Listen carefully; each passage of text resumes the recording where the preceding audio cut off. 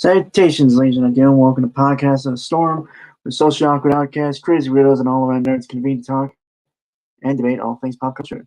With me, as always, is my co-host, the nerdy occultist, aka the Authenticator, Dalton L. Mortimer. Hello, everyone. I appear to be getting sick again. God damn it. And I am your host / Time Lord wannabe, the brainstorm of pop culture. How's everyone doing tonight? I am doing okay, I think. Sound like you're dying. Well, I had a bug bite last week, and now I'm feeling sick again, and I'm hoping they're not related. But who knows?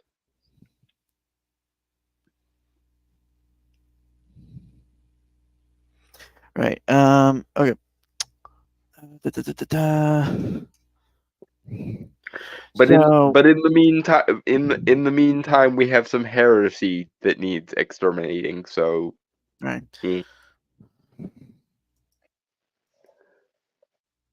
And yes, that was a Warhammer reference for anyone who didn't get it. So this is originally from this is from Polygon.com, published April 17th, 2024. Why Warhammer 40k fans are freaking out over a female custodians in the new codex. Written by Cass Marshall. Okay, I will explain this very quickly to you. One, there have never been, up until this point, any female space marines. Any at all. Two, the Custodes are the highest ranking and most specialized version, or one of the most specialized versions of the Space Marines that specifically exists to guard the fucking Emperor. And three, when people justifiably pointed out the lore inconsistency of this, Games Workshop, the people who make Warhammer 40k and also Warhammer, literally said, I don't know what you're talking about, there have always been female Space Marines. And then they banned anyone with the lore evidence to the contrary. That's why people are upset. It's not just that there are now new female Space Marines, it's that they basically Orwellian memory hold any time when there weren't female Space Marines and banned people for being heretics whenever they pointed out the evidence to the contrary. That's what really pissed people off. I think if they had just created a all-female chapter of the Space Marines that was its own thing and with its own place within the lore, or hell, just a really souped-up version of the Sisters of Battle, no one would have cared. But they do, because not only did you make female Space Marines when the Sisters of Battle already exists, not only did you take the Custodes, which is the largest or one of the most important types of Space Marine, but you also not even retconned it. You refused to acknowledge that you were even retconning it. You said it was always the case when it categorically was not, and then banned people who pointed out the evidence to the contrary. Moving on. Right. The Estonians now count ladies among the ranks of 10,000 as the subheader. In the galaxy of Warhammer 40k, the Imperial Man is built off the backs of transhuman soldiers. There are the iconic Space Marines who are gene crafted and mass produced by the Emperor of Mankind. But when you need something a little more specialized, you might turn to the Adeptus Custodes. This group stands 10,000 strong, and each is a work of art. These philosopher warriors serve as the personal guards and agents of the Emperor, even in his currently skeletal state. I hate to be the bearer of the continuity alarm, but in this case, I'm gonna have to be. Did anyone bear any thought to the fact that the gene seed rewrites the genetics of the person it's used on, and that thus far all gene seeds have been male? So even if there were biological females on the Adeptus Custodes, which again, why didn't you make a new chapter of the Space Marines that was all female or mixed, fucking co-ed? But two, did you realize that you might be saying that by this admission, any female who joins the Custodes winds up being biologically male anyway because of the gene rewriting properties of the gene seeds in the first place? Because somehow I think that certain segments of the fandom would find that incredibly problematic, which is ironic because they're the same people who are goddamn pushing for this. Citations, Dragon Turtle. Might be commenting less this stream, busy IRL, but I'll listen and try to have some input. That's fine, man. It's alright, DT. It happens. Yeah. But right now we are attempting to burn the heretics. The gender-based Slaaneshi heretics that have invaded Warhammer. These warriors are super strong, incredibly fast, and incorruptible by chaos. But one question lingered. Can they be women? According to one recent post from the official Warhammer account, the answer is yes, which means the Custodes are now the subject of social media debate. Okay, and once again, I will point out this for all the lore purists and arches out there. The Sisters of Battle already fucking exist. They already exist. There's already an entirely female contingent of the Imperium Special Forces. So why would you inculcate them into the Space Marines, bearing you in mind that because of the gene rewriting properties of the gene seed, any female who joins the Custodes is just going to wind up being biologically male by the end because of the gene rewriting properties of the gene seed. And yet nobody considered that when they were thinking about making this change. Which again, I must ask the question, why didn't you just make an all-new, unique chapter of Space Marines who happened to be co-ed? Or happened to, take like the top 1% of the most worthy Sisters of Battle or something into consideration? That could have worked and been an actual interesting contribution to the lore. But no, instead of that, you don't just take the rank and file Space Marines, which would have been bad enough. You take the fucking Custodes, which are one of the most powerful variants on Space Marining that exist out there. Probably not as uber special as the Grey Knights, because they're specifically existing to fuck with psionic nonsense with more psionic nonsense, but barring like the Grey Knights and the literal Primarchs, the Custodies are pretty much the creme de la creme of the Warhammer universe, or at least of the Imperium of Man's forces. And so you hopped, skipped, and jumped all the way from we want the female Space Marines to we want the best of the Space Marines, so give us the Custodies. Do you not see how that's a little bit disingenuous? Especially when you throw in the thing of Games Workshop saying, "Oh, by the way, this has always been the case, and we just never have mentioned it before," which isn't even retconning, because a retcon at least acknowledges that there was previous continuity. This is straight up Orwellian memory holding going on here. Moving on. Giant Turtle, technically Custodies are not Space Marines. They are just second place to Primarchs, and without Sisters of Silence, some Alpha plus Psychers in terms of human forces. Using human loosely.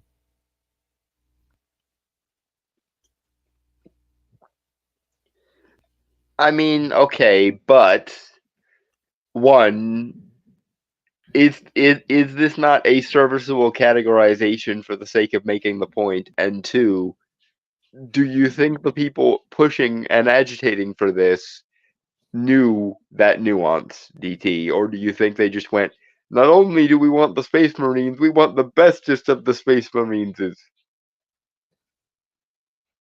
That because I would put money on the reason why they started with the Custodies is because they are ostensibly the best of the Space Marines, with the possible exception of the Grey Knights, because the Grey Knights are badass.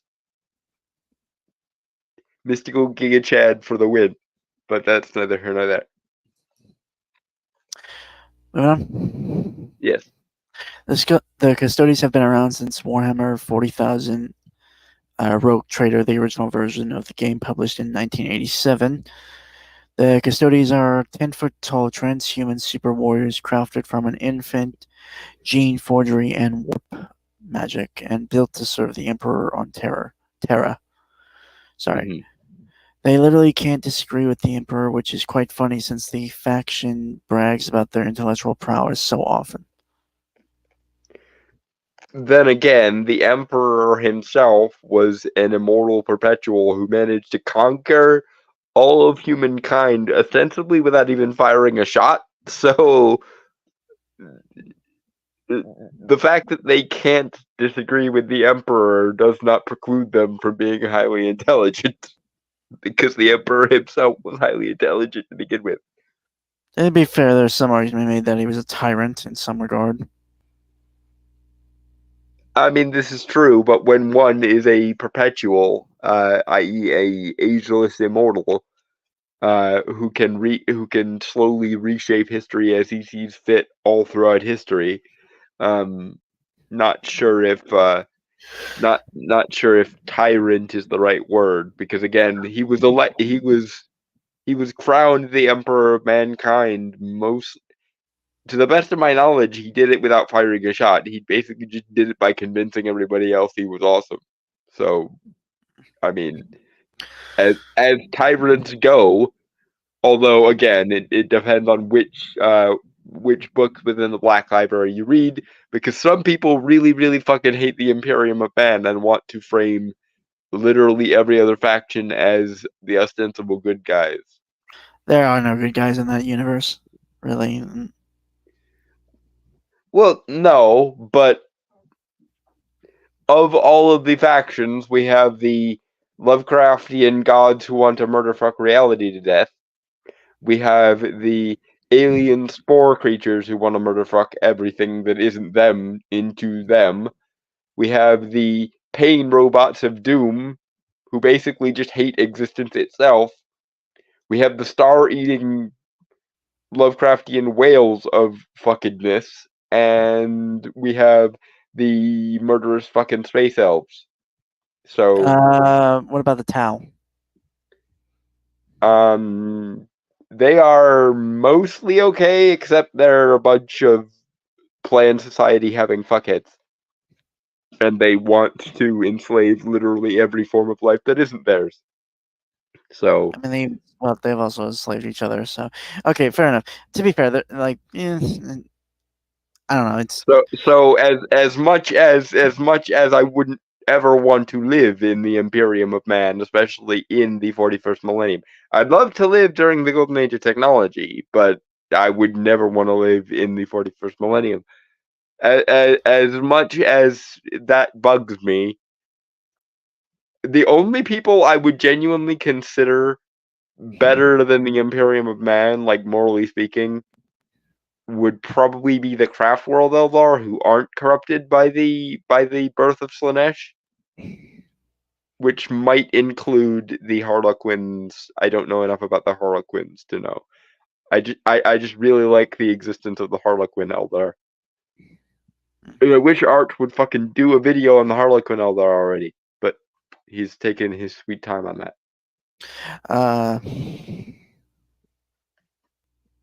moving on. Mm-hmm. It was only in 2017 with 7th edition, alongside the launch of the current lore era, that they have become their own fieldable army that players can run alongside Tyranids, Necrons, or Astra Militarum. The Bananas, as they're often fondly referred to by the fan base, are popular because they're a cost-efficient way for new players to get into the game.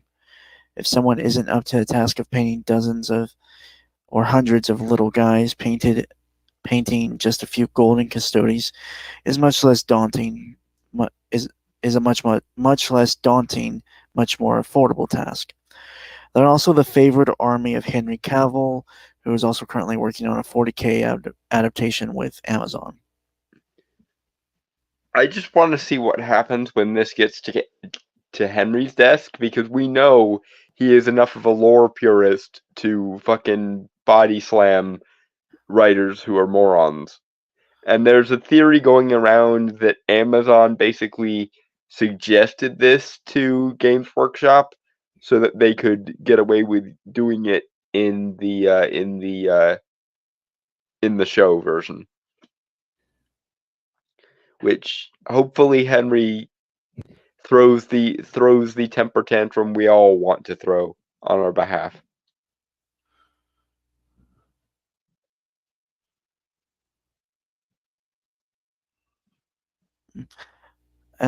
During Terrell, I think they chose them because they are a different army and a less popular one.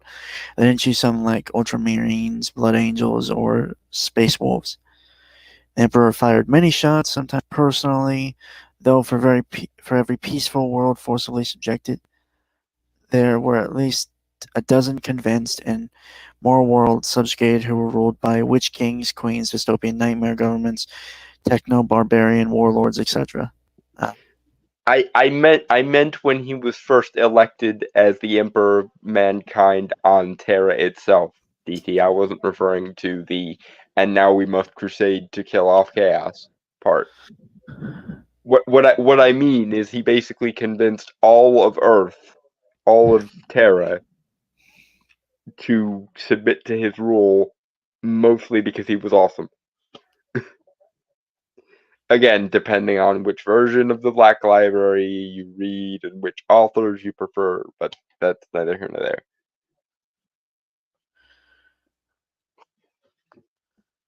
All right. No, Terra was a Mad Max apocalypse, and he took it over with force. Well, that's lame. But never mind. All right, moving on.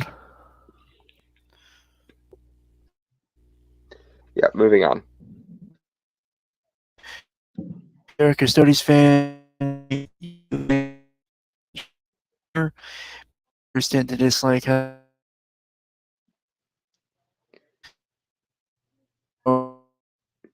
Brainstormer, I think you're glitching. I don't know if it's your mic or if it's your internet. No. I caught the word Can now. Can you hear me? Okay, now Can you I hear me can. now? Yes. Okay. If you're a Custodes fan, you likely enjoy how buff and wise these warriors are. Meanwhile, the haters tend to dislike how the Custodes are super soldiers in a setting already so dominated by Space Marines. In the arms race to have continually bigger boys, the Custodes are the absolute peak of the Imperium's power scale. Well, It again, depending on how exactly you power scale it, but yes, that is the general gist of the Custodes. The Custodes are the golden boys among the golden boys among the golden boys. And I stress the word boys in that because one, the gene rewriting properties of the gene seed would rewrite the physiology of any female subjected to it anyway, and two, up until this exact moment, there have been no female space marines or higher super soldiers of any kind, with the exception of the Sisters of Battle, which are their own separate thing. And why in the name of God did you not just create a co-ed chapter of Space Marines? If you really, because here's the thing, if you really wanted to do this, it is conceivable that among the many hundreds of different kinds of Space Marines, among all the universe of the multiple planets and the multiple worlds and the multiple civilizations and blah, there could potentially be a chapter that like takes the 1% of 1% of 1% of the top Sisters of Battle into consideration when they're doing the trials. Which that could have been an interesting and in-universe consistent version of the lore. Although, if you did that, you would also have to deal with the whole rewrites the entire physiology of the person because gene seed portion of the lore. Which it frustrates me because you're not willing to do either. Either start a new chapter with its own lore and actually deal with the fact that by right, any allegedly female person who got gene seeded would wind up being, for all intents and purposes, biologically male anyway, or at least sterile, because they're all sterile. Because the Emperor didn't want the Emperor didn't want Space Marines breeding Space Marines. But never the fuck mind. But in order to do this in a way that actually would be of some intrigue to the lore, you would have had to establish a new chapter or at least a new civilization that hadn't gotten much lore prior. That, in some out of the way corner of the universe, there could have been a chapter that, I don't know, maybe got decimated by chaos, maybe their civilization itself is predominantly female or something, or God only knows. But you could have a situation where like the top like imperial saints among the Sisters of Battle could at least be eligible for space marining. It would still be kind of stupid, but if it was new lore, if it was a new chapter with new lore, and it was like it tried to work within the established canon, it at least wouldn't suck, and it at least wouldn't be Orwellian as shit, like saying there have always been female Custodes. There is no war within the walls. Blah blah blah. The faction was moving on. The faction was originally depicted as being exclusively male. After the Emperor united the warring factions of Earth under the Imperium's banner over 10,000 years ago, he began a tradition where the noble houses would give up their firstborn infant sons to become material to make Custodes. But the most recent 10th edition codex includes a point of view piece of lore from, I'm going to butcher the fuck out of this, Calades Turavelia Kesh, who uses she, her pronouns. Some fans wondered if this was a sister of silence. Custodes work hand in hand with this mysterious order of mute women with a powerful immunity to the warp. but the official Warhammer account confirmed that she was actually a female Custodes.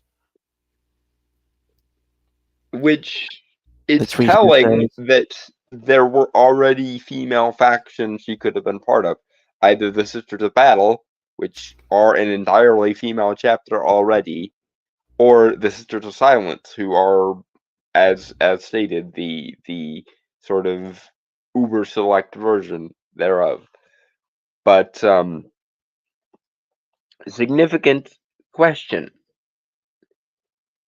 Why would you want to make a female Custodes? But more to the point. More to the point. Just so everyone is remembering this, like 99% of all the people who ever try out for Space Marining and undergo the trials, not to mention the gene seeding, they die because their bodies just can't handle it. So, are we not going to deal with the inherently quote unquote misogynistic undertones of the presumably hundreds of millions of female bodies that have been, shamelessly murdered for the sake of quasi scientific experimentation in this universe now? Now, quite why nobody gives a shit when it's men is a different story, but that's just me being all men's rightsy. But literally, in order for there to be female Custodes, then there have to be a long list of females who have probably died as a result of this. It's not just, men tend to be physically stronger than women, and therefore we want the best, stock to begin with. It's also, in a sense, as is usually the case in authoritarian theocracies, an attempt to protect women by restricting their access to things. Namely, if there is a meat grinder in space that we need to feed a bunch of male lives into so that we can maintain our empire, we probably shouldn't include women in that because we actually care more about women generally. Moving on. Giant death rates do vary a bit from chapter to chapter, both in selection process, rituals, and success rates for the gene seed. Okay, but nevertheless, millions of dead women in this hypothetical, whereas before it was only men who got, or boys who got yeeted from life at a very early age. But yeah, most Quite fail. why nobody cares when male characters get shafted like that, I don't know. But again, just me being men's rightsy. But yeah, most fail in the selection process. That usually means death, and with the transformation, it can be death or crippling. Yeah. So. And here's the official tweet there, if you guys can see it. Since the first of the 10,000 were created, there have always been female Custodes. Which haven't been mentioned ever in the history of this franchise or its publications. Because this is the thing. If you admitted that it was a retcon, that would at least be more excusable than just going memory hole everything you used to know about this setting. This new truth has always been the case because newspeak. We have always been at war with Oceania. I mean East Asia. I mean, yeah.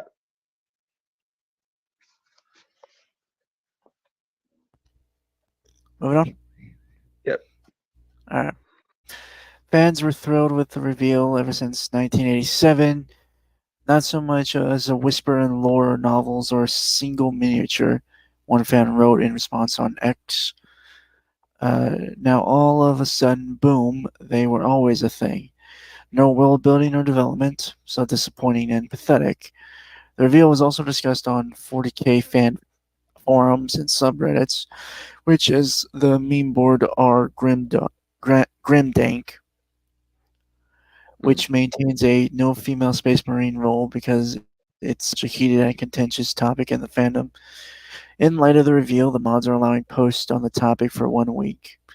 The pinned post by mods reads, in part, but by then I'll consider the proverbial horse dead and truly beaten, since realistically both topics share the exact same arguments, meaning they've already been answered by and from all POVs. Yeah, regarding the one dude who was just like, there's never been a mention of this, and now all of a sudden they've been a thing. I entirely agree. I entirely agree with them. If you were going to do this, make a new chapter of new characters in a new like out of the way suburb of the Imperium that doesn't get a lot of attention. Maybe it's a world where, for whatever environmental reason, a lot of the children are female. Maybe it's a world where like the top 1% of Sisters of Battle wind up being elevated to the status of honorary Space Marines or something. You know, there are ways around this, and if you're gonna do the female Space Marines type thing, then you're gonna have to contend with the fact that the gene seed, in its very nature, would rewrite the genome of the person it's being used on and essentially render it as a clone of whoever the gene seed was extrapolated from. Hence, any woman who sticks herself with male gene seed, i.e., the only gene seed we know exists without being chaos corrupted, if a woman sticks herself with the male gene seed by the end of the transformation, assuming that she survives, she's going to, for all intents and purposes, be biologically male. Like, her biology will have been rewritten, literally. Moving on. Right. Okay. Space Marines and Custodes have both been depicted as exclusively male up until now. For Space Marines, this is explained in universe by the fact that their male biology is solely compatible with the complex biological processes used to create enough of them at scale. But Custodes aren't mass produced. These noble infants are handcrafted in an extremely specific process. For while it seemed Custodes would remain exclusively male, Aaron Dimsky Bowden, an author with Games Workshop's publishing arm Black Library, wrote a relevant post on Reddit 5 years ago about his experience writing Custodes for the Horus Heresy novels. At the time of writing on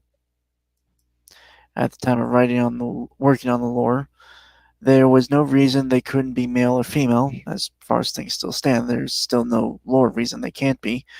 But there is a non-lore reason, which was the previous IP overlord saying there are no female custodian models. They're all male, so don't write any female ones.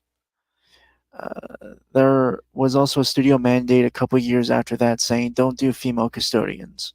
Again, that seemed to tie in with the release of an all-male mini line. Two very rare moments of direction from on high. Well, okay, but that is actually a substantive reason why not. Because if we want the lore to be consistent with the models we're selling, and I see no reason why we shouldn't, then you need to keep the lore in line with the models. And if there are no female models, then there are no female characters. And if there are no female characters, then there are no female Space Marines or Custodians. And once again, I must point out this question.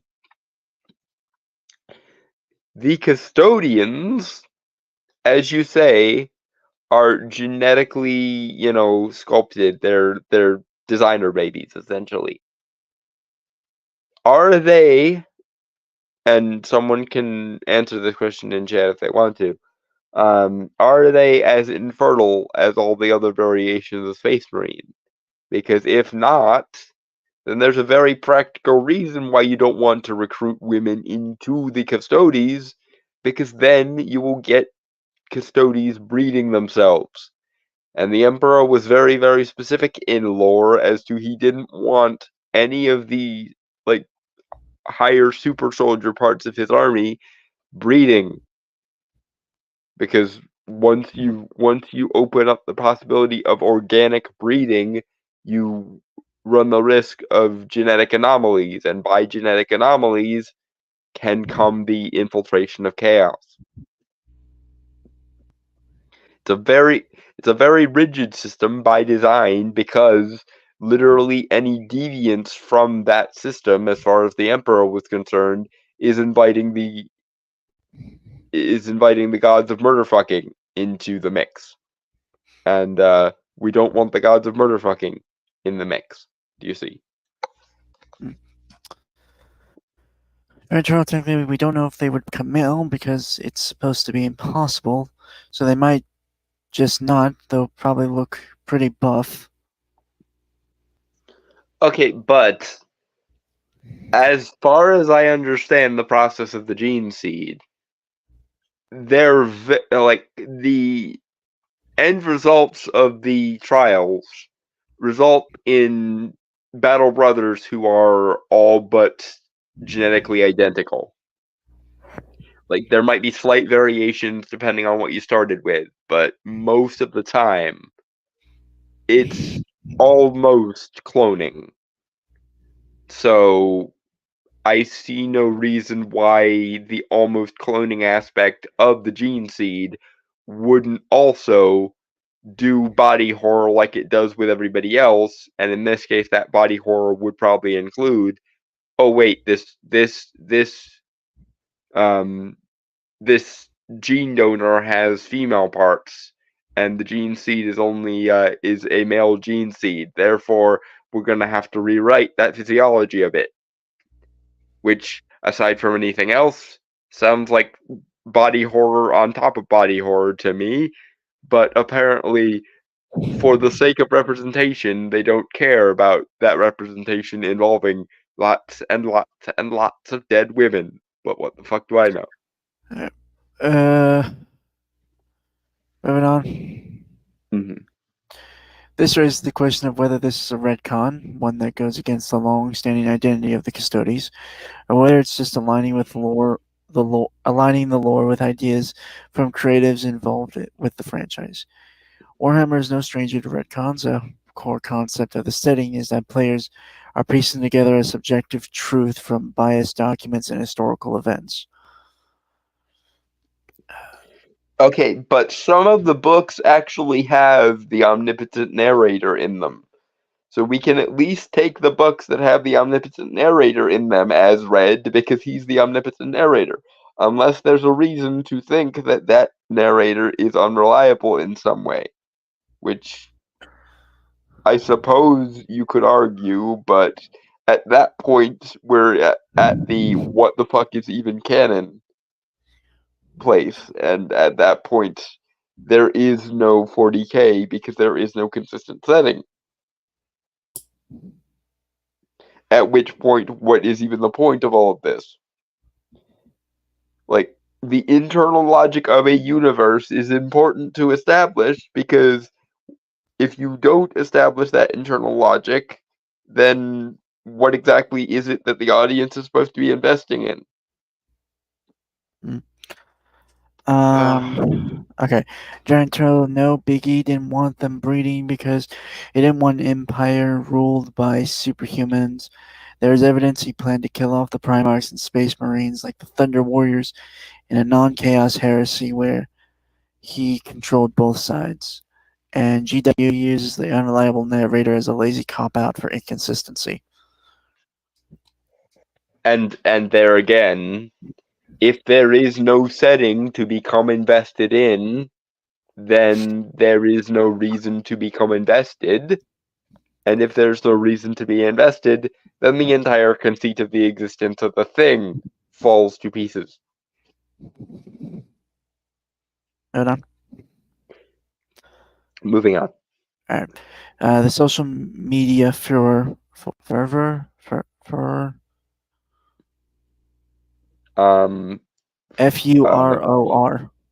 Oh, furor. Okay. Currently unfolding suggests that female custodians are a big deal, but it's actually a relatively minor change, especially compared to the other changes custodians have seen recently. For example, they're now leaving Terra, trekking out into real space alongside Robert Gilliman and the armies of the Imperium. Games Workshop also hands out retcons regularly, like the change to the Necrons that turn them from the mysterious Terminators to fully fleshed out characters dealing with politics and power struggles. I mean, okay, sure, but I disagree with you that this is a lesser retcon. Because prior to this date, prior to this statement that this has always been the case, and you must memory hole everything you know to the contrary, literally only men even had a chance at surviving the process that turned one into a Space Marine or indeed a Custodes. Hence, only the sons of Terra were eligible to become Custodes. Moreover, and again, I hate to be the guy that points this out, is it at all possible that in the authoritarian theocracy that is the 41st millennium, there's at least some regard for women generally? Hence, we have to protect women from the hardships of the world, and so we will put that duty upon men. And yet, people call me a misogynist when I say maybe we should treat men with the same regard we treat women with, but never mind.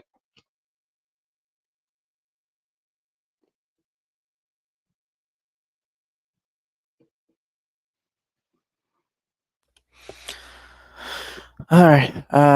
Change can be good, and the Custodes still retain all the moral ambiguity and lore from their previous iterations. Some fans will simply be delighted at the possibility of a 10-foot tall woman who could crush the enemies of mankind, and I think that's beautiful. That's not. I did not say that on my own volition. I was just reading what was written. Okay? I know, and yet I can feel you picturing Death by Snoo Snoo right now. Oh please! Like everyone doesn't want that. Shut the fuck up. Well, I mean, I would want the male version, but yes. Everyone wants to die by sex. It's one of the better ways to go. To be fully honest on that shit. This is also true, but don't tell me you didn't read that and then immediately go Death by Snoo Snoo. No, I was thinking. Oh, Dawn's thinking that. But one, there's also plenty of people who prefer men to take on that role. Like, yes, there are people who enjoy the She-Hulk, but they are dwarfed in comparison to the number of fans that the Hulk has, and so on. But more to the point. On this change can be good aspect, sure, but change can also be, what's that other thing? That thing that's the opposite of good? Oh yes, bad.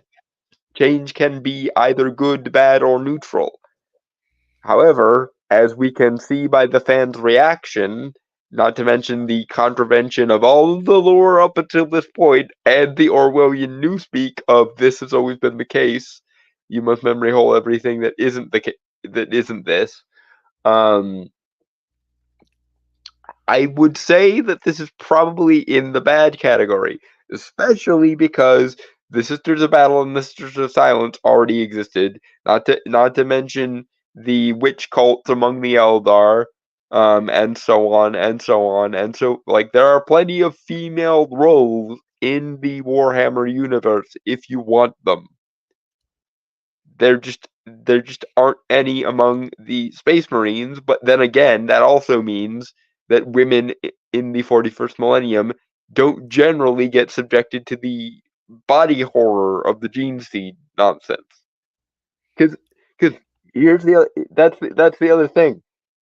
They don't seem to register the difficulty of being turned into a space marine. They can completely short circuit that part of their brain because more representation. And yet you don't find it in any way misogynistic for there to be presumably millions of dead female bodies in an attempt to turn women into these super soldiers. Of course, I, being of, modern sensibilities and a men's rights advocate, would go, why are we subjecting the men to this too? But authoritarian theocracies of the apocalyptic future are gonna post-apocalyptically theocrat. So, eh.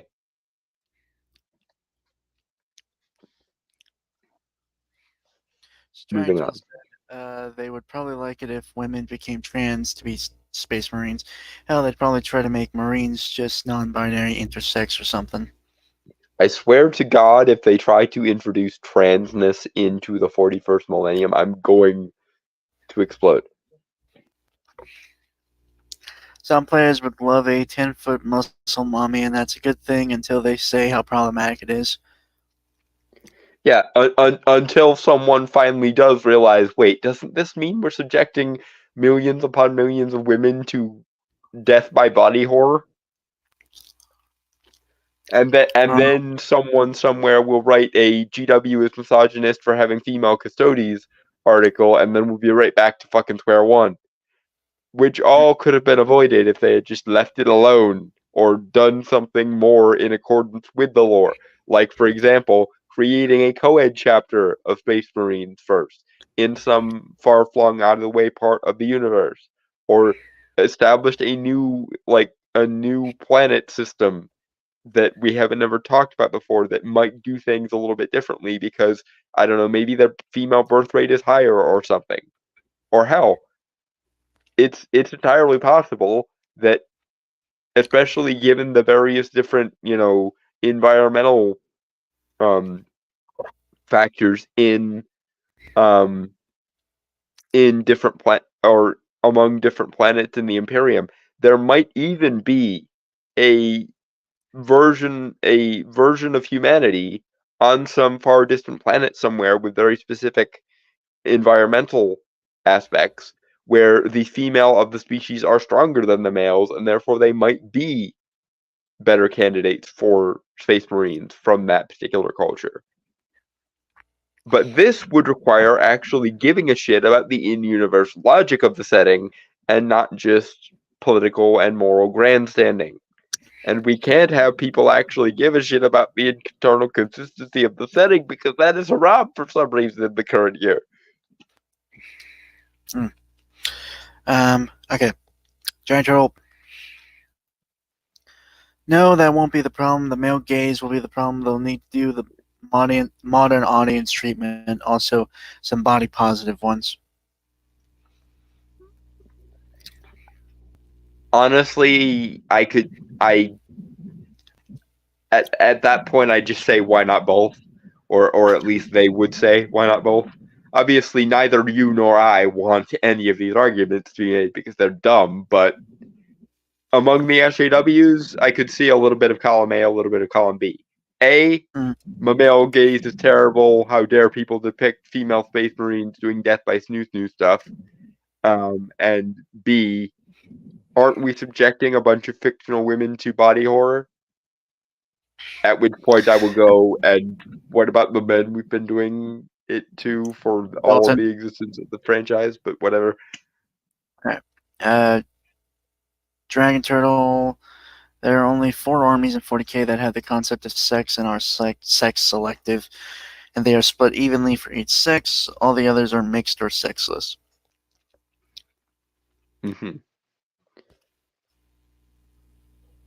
Yeah. Moving on. Yep. All right. And to hear some old hands tell it, this kind of flexibility has always been the intent of the larger 40k canon. Nick Davis, a former Games Workshop employee, shared a thoughtful post on X about his efforts to make Warhammer a more inclusive hobby during his time with the company. I'm overjoyed seeing the hobby that once gave me a means to live being so inclusive, he wrote. Seeing female LGBTQ plus gamers and seeing them represented at the highest level of GW Toy Soldiers is pure joy. What about the people who don't like this particular ideology? This is once again the ever more paradox of inclusivity, as you call it. You want all of the diversity of decals, all of the diversity of identity, but no diversity of thought whatsoever. To the point that when people point out to you that you're contradicting your own canon and that some people actually care about the canon, you ban them, GW. You ban people who call you out for being stupid on Twitter. That doesn't seem very inclusive to me. That in fact seems like the very opposite of inclusion, because your definition of inclusion only pertains to diversity of color schemes and identities, and no diversity of thought. Now, mind you, these two things aren't necessarily opposed. You can have both diversity of identity and diversity of thought. But if it's a choice between diversity of thought and diversity of identity, I will take diversity of thought every single time. Diversity of worldview, diversity of framework. And this is the thing. This definition of inclusivity does not make any room whatsoever, and I'm going to lose my voice, for diversity of worldview or diversity of framework or diversity of moral schema or diversity of just about anything that actually pertains to someone's status as an individual. The only thing they seem to care about is diversity of identity.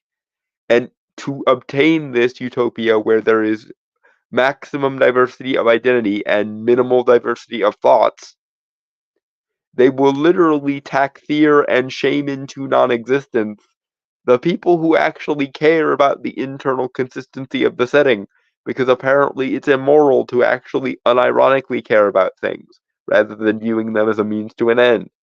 Which, given how a lot of these people operate on an interpersonal level, is fucking scary to me. Because if we literally move to a society where it is literally haram to not view people or networking or relationships or friendships or whatever as a means to an end, then there goes whatever separated us from the monsters, basically. Because I'm rather fond of the belief that the value of a thing is contained primarily within the thing itself, but apparently that just makes me either stupid or immoral now, because the only value things are supposed to have, according to our intellectual betters, is the value of a means to an end. What the fuck the end is, we can't possibly know, because even the ends are subject to only being valuable for what they can get us. But whatever. Alright, General, they only care about the suffering of women when it's one of them or a convenient political tool. No, trust me, DT. We will get both tack theoring of the male gaze and how dare you write female characters who ever have to suffer. Or you know what, GW might just find a new way to make Space Marines, and by that I mean pull shit directly out of their ass, whereby the female ones don't have to suffer, but the male ones still do. Because who the fuck cares about male characters suffering excruciating gene rewriting body horror? Alright, so moving on. Mm-hmm. Alright. Next article, still keeping in line with it. DailyMail.com. DailyMail.co.uk. Written by Aidan Radnich, I think. Mm. and published April 16th, 2024. It's Wokehammer. Games Workshop engulfed in gender row with fans after said Warhammer Squadron that was previously thought of as men only has always had females.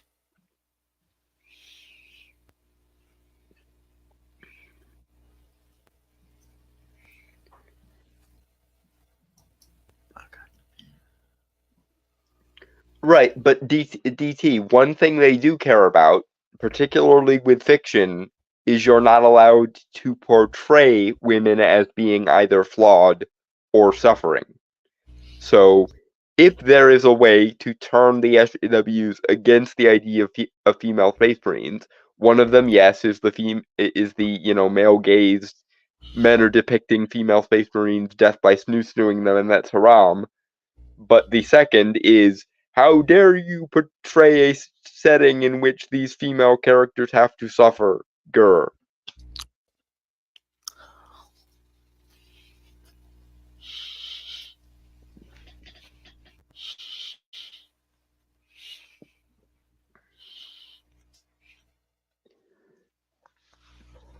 Anyway, moving on.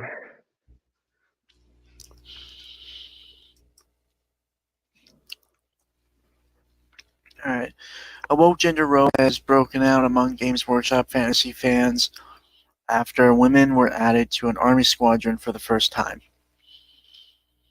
Bosses behind the Warhammer game have introduced a female character to one of its most popular tabletop battalions, whose devotees include film star Henry Cavill. Henry, you continue to be ever so based. I hope you get to play Superman at least at some point in your life. But some men are furious at the move, insisting that the Adeptus Custodes Brigade has always been an all-male and any changes should have been done differently. Yes, I entirely agree. There's nothing wrong with creating a new planet within the Imperium that hasn't gotten much attention thus far that might be co-ed for various different reasons. Like, for example, maybe given the harsh environments on one particular planet, the men and women are equal or interchangeable, or hell, even possibly inverted. Because there are, of course, plenty of species just on our planet alone where the female of the species is stronger than the male of the species. And in a situation like that, it would actually make sense for there to be female Space Marines. But rather than arrive at this by any sort of creative decision or internal logic, its argle flargle blargle art only exists to be a projection of my own ego and or a means to a moral and socio-political end. Therefore, fuck the lore is immoral, fuck anyone who likes the lore because they are also immoral, and in fact the very concept of fandom is immoral. Moving on. The company was directly questioned on X, formerly Twitter, by a follower asking, "Why did you make female custodies?"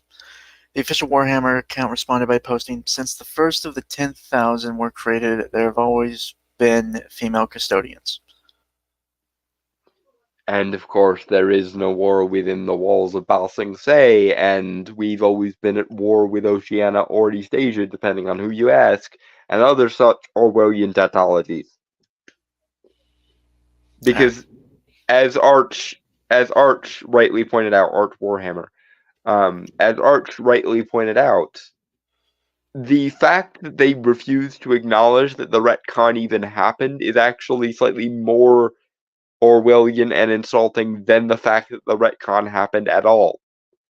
Which you could have avoided both the retcon and not admitting to the retcon if you just created a new facet of the lore that actually was motivated by some sort of in-universe logical calculation or new idea being introduced to the setting, rather than argle, florgle, blargle, morality, and politics.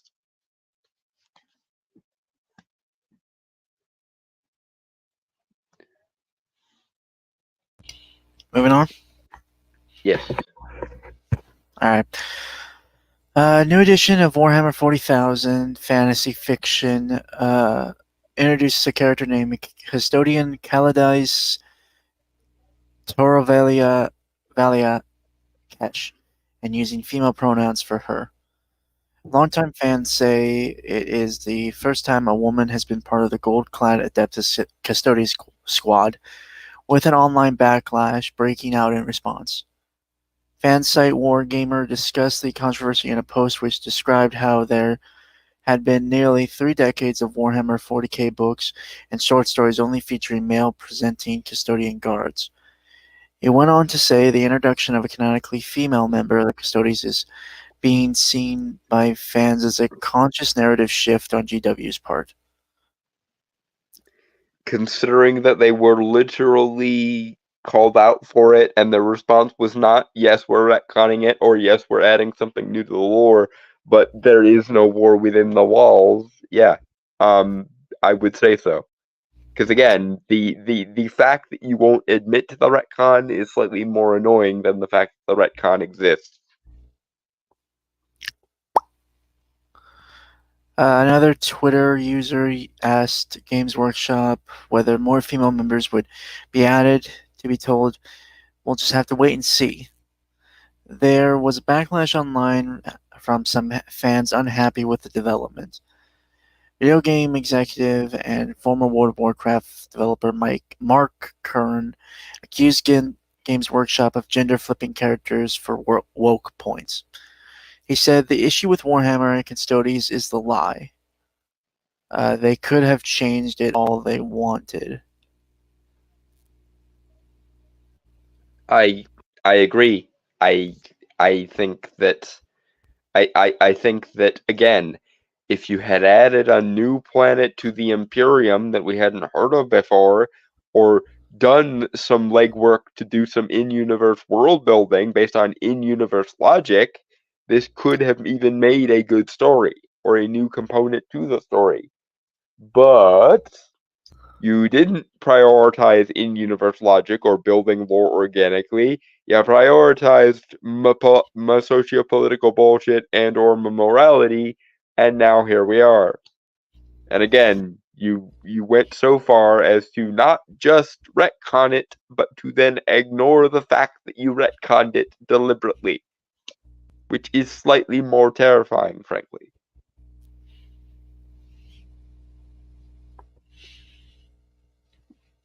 Moving on. But they decided to lie and pretend it was that way all along. That lie is part of an insidious, malignant ideology that throws away all reason and fact. This is the part that is dangerous. Objectively correct statement. I have no notes. Alright. Another enthusiast posted, that's all it is. Many don't care about female custodians. They are upset with lack of respect, upset with the disregard being shown. And it feels like it's going beyond that. It's starting to feel like outright contempt for the fans. Yep, and this is where we always end up with this shit, because when push comes to shove, when the SJWs or the woke try to occupy cultural spaces, the sincere belief that in-universe logic or in-universe substance should trump thematic bullshit or non-diegetic bullshit or didactic bullshit is fundamentally the enemy of this mindset. Because if you believe there is such a thing as intrinsic value at all in any context, you are the enemy number one to these people, because their whole conceit is essentially that there is no such thing as intrinsic value, and all notions of value are just like societally agreed upon illusions that we play with like toys. And so, since according to them that's the case, we should be able to make these arbitrary cultural versions of value whatsoever the fuck we want, and anyone who has a problem with it is just childish, stupid, or evil. Probably all three.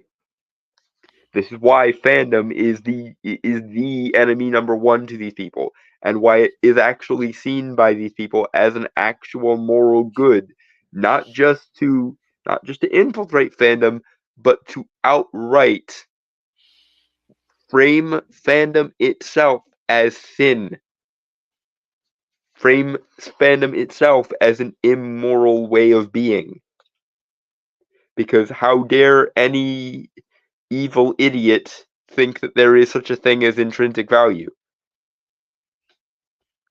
That's basically why this always, for all of the other highfalutin philosophy and politics behind it, it will always come to the point where anyone who believes that there is intrinsic value to anything and wants to see that intrinsic value maintained and respected, they will be the ultimate heretic.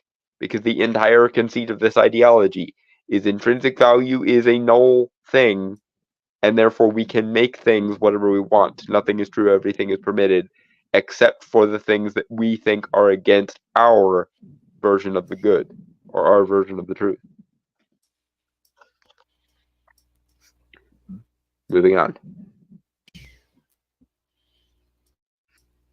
Right. All right. It also suggested the decision was clearly made to intentionally cause friction and nothing else. As multiple people point out, the Sisters of Battle and Sisters of Silence already exist as powerfully portrayed female factions. They are underrepresented, and nobody would actually mind if anyone wanted to improve them. Critics were also condemned in response, however, with remarks such as, "The issue seems like you're afraid of women, and getting this worked up about a retcon is intensely pathetic behavior." Okay, my friends, my sisters in humanity, and or their male feminist whipping boys, because inevitably there are those. As the man just laid out, the Sisters of Battle, the Sisters of Silence, the witch cults of the Dark Eldar, etc., all exist. Not to mention the rank and file, just generic soldiers of the Imperium, which are mostly unisex, I do believe. Hence, why is it so important to you that this faction, that according to all the lore contains no females, must now be made to include them? And if it's for the sake of inclusion, I would once again point out to you that by making this particular change, you are deliberately choosing to exclude anyone that believes that the lore or the in-universe logic of the setting, or the in-universe, or rather the intrinsic value of the setting, takes precedence over didactic shit, non-diegetic shit, thematic shit, etc. But this is the fundamental issue with these people, both in general as they relate to all of reality, it seems, and in particular as it relates to their view of art. They cannot conceive that art should be valued for its own sake. They do not understand how that works. They only see art as a means to an end. And it's fucking horrifying, because it literally means that anything that is like non-utilitarian or non what's the like non like sleek modern minimalist, that's the word I was looking for, non-minimalist, is superfluous and therefore empty and therefore hollow and therefore stupid and therefore evil. And it's fucking horrifying. I can't imagine living in a world where there was nothing that I valued as an end in and of itself, intrinsically, because it is valuable, de facto. Like, I can't even begin to think of that, of what that would do to my mindset. And yet these people seem to genuinely have internalized this, that all art is only ever a socio-political or moral means to an end, and the only ways to properly view art, TM, are didacticism, diegesis versus non-diegesis, and or themes. I fucking hate this. It's absolutely horrifying. If you can't appreciate the intrinsic value or intrinsic logic of a universe, then you are frankly not welcome in that universe. You are not media literate enough to appreciate things for their own sake, and therefore any other opinions you have are inadmissible to the discussion. I'm sorry. Moving on.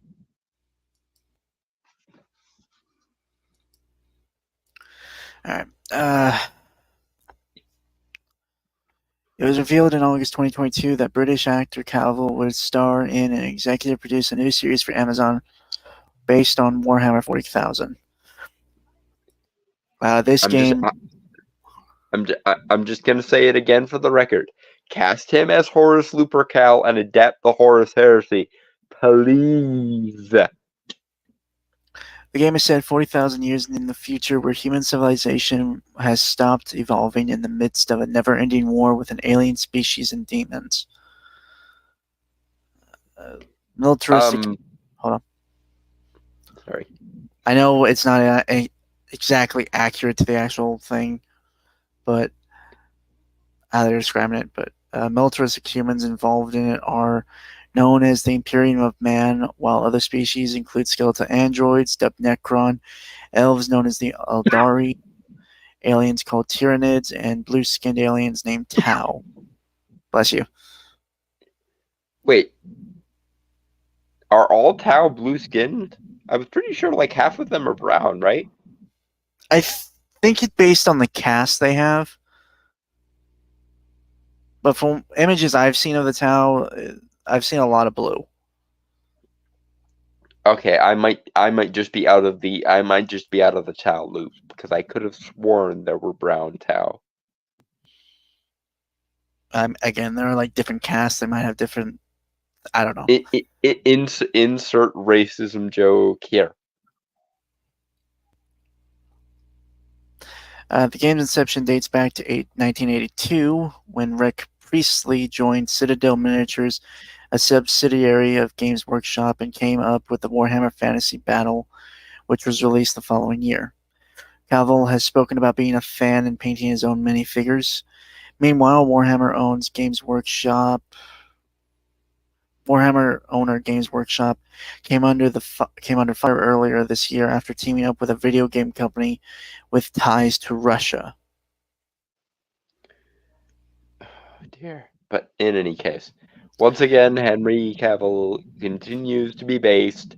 Please, somebody cast him as Horus Lupercal and adapt the Horus Heresy for the love of the God Emperor. All right. The company stopped selling its fantasy figurines in Russia soon after Vladimir Putin launched his invasion of Ukraine in 2022. Cringe. Which part? The fact that they would stop selling their product in Russia just because Russia's at war. Like, guys, that's literally leaving an entire country's worth of money on the table. What the fuck are you? I feel like you'd do well in like being a sleazy businessman. I'm just saying, like when you're like you gotta wonder which is more important to these people. If they're literally willing to just section off an entire like Russia is a fucking big place too, even though it's obviously not very inhabitable because it's fucking cold. But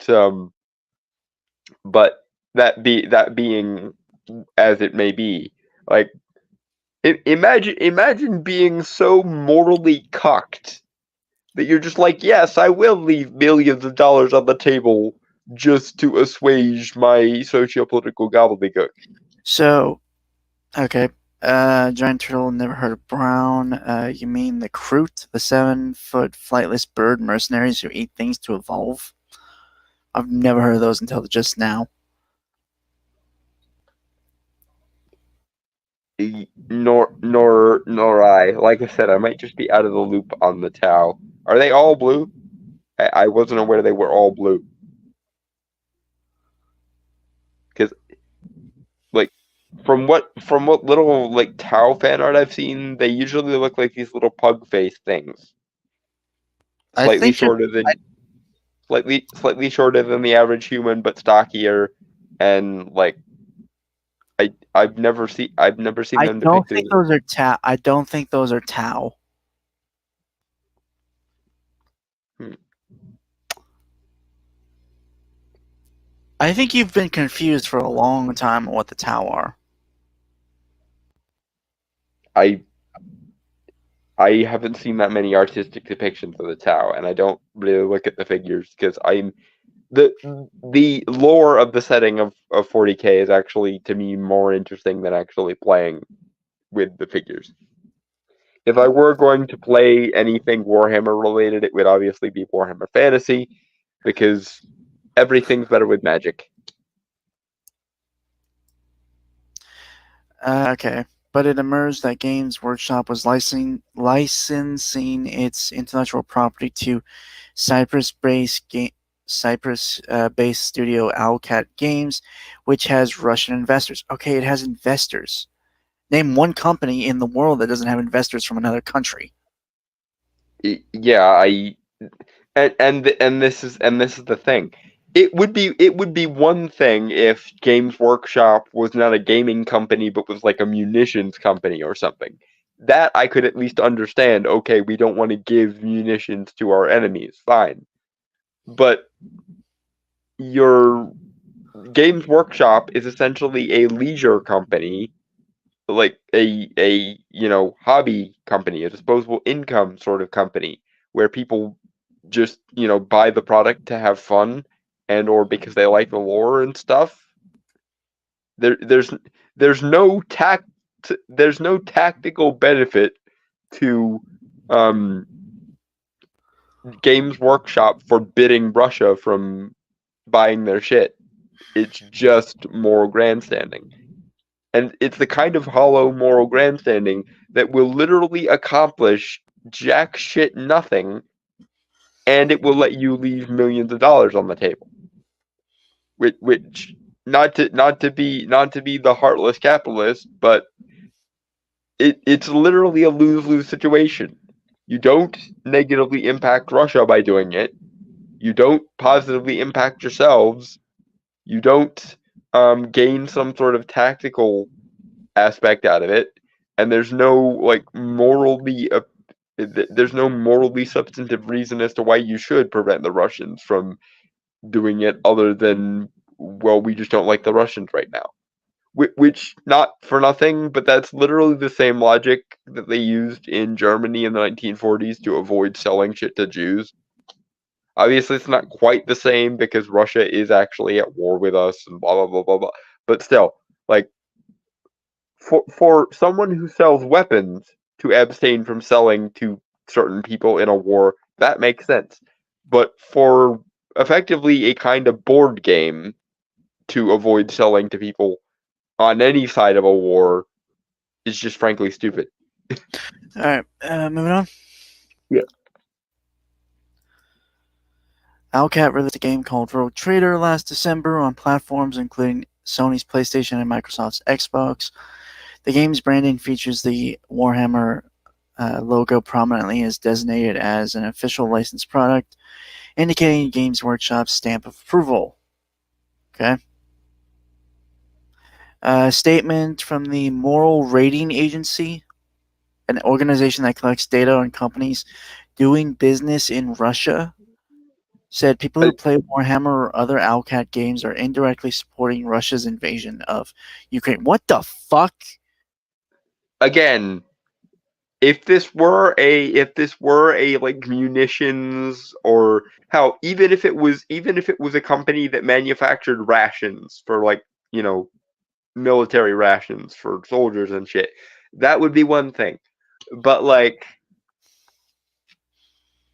you're a purveyor of games, Games Workshop. You realize that the world does not come closer to midnight just because some Russians might be enjoying playing games with their friends while their country is in the middle of a war. Not to mention this, but Has there ever been a single country in the world that has always agreed whenever their government goes off to war? Because I can guarantee you there are Russian motherfuckers who hate Putin's guts for getting them involved in a war and just would rather sit around and play with their games if they were allowed to. But you, Games Workshop, you have morally decided that no, the average Russian, the average Russian farmer who likes to play Warhammer in his off hours, he shouldn't be morally allowed to do that because his country is at war with somebody you like.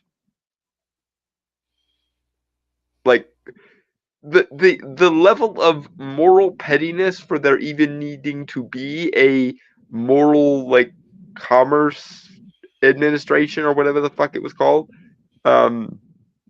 is frankly I fundamentally dislike that exists.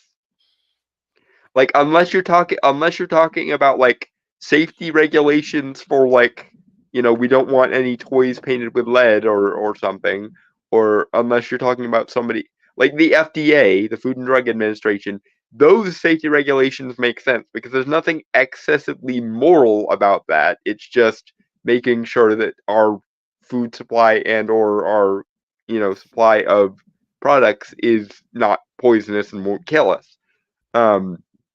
But there's no particular moral sentiment behind that other than we would really rather not be poisoned by the products and foods we consume. Which that kind of regulation at least makes some kind of sense. But this abject, we can't do business with this company because this company doesn't meet our moral strictures, derp. That is the kind of decision you should make in the private sphere and only the private sphere. The public sphere should not have anything to do with it, and it certainly shouldn't be involved in some kind of quasi-governmental corporation nonsense. Morality doesn't belong in the public sphere, it belongs in the private sphere, and only the private sphere. And should be the choice of individuals when possible. Alright. Games Workshop could have chosen to license to a partner without Russian links, and a spokesperson for B4 Ukraine, a group aiming to stop global firms dealing with Russia, said, "This is shameful corporate behavior." Games Workshop did not respond to requests for comment at the time. Mail Online has also contacted the firm today over the Adeptus Custodes update. God forbid a company should just be morally neutral and not take sides during a fucking war. Like, okay, let's drill down to brass tacks here with the sentiment of yours. Let's say I'm a baker and I bake bread. Am I morally obligated to only sell bread to people that I like?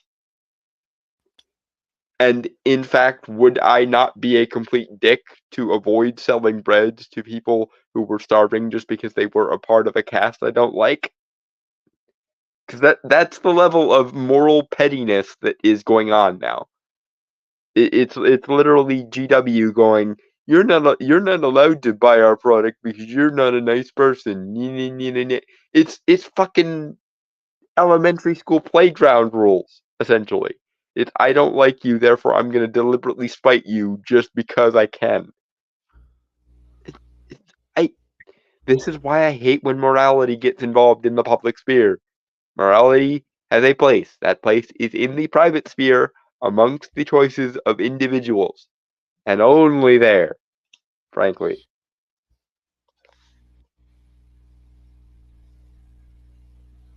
Moving on. Yep, okay.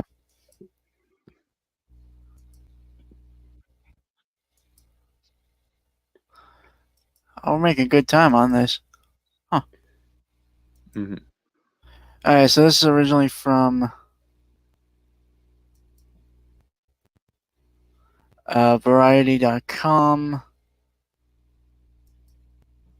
There we go. Okay. Keanu Reeves to voice Shadow the Hedgehog.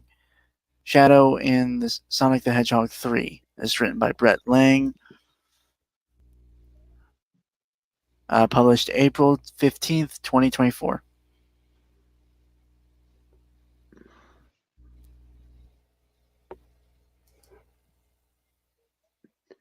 I'm looking forward to this.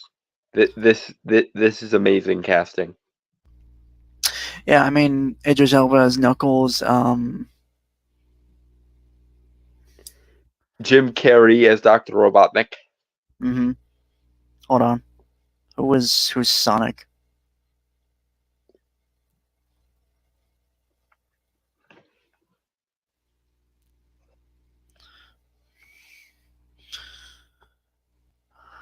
They persecute someone whose ancestors immigrated from Russia 80 years ago. They Yeah, I persecute. know they would. Again, this is the very definition of moral pettiness. The kind of moral pettiness that we normally encourage children to grow out of on the playground. But apparently we now just expect grown ass, highly educated adults to act like children in the playground as and when we have decided something as a society, quote unquote.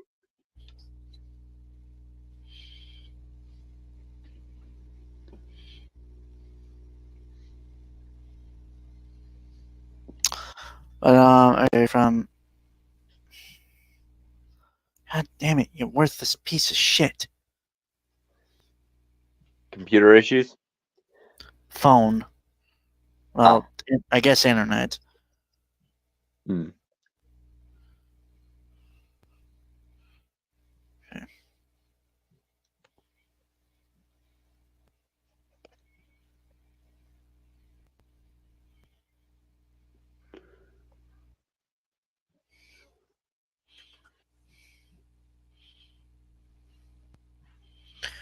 But Idris Elba is playing Knuckles. Please tell me. I get the joke, Giant Turtle.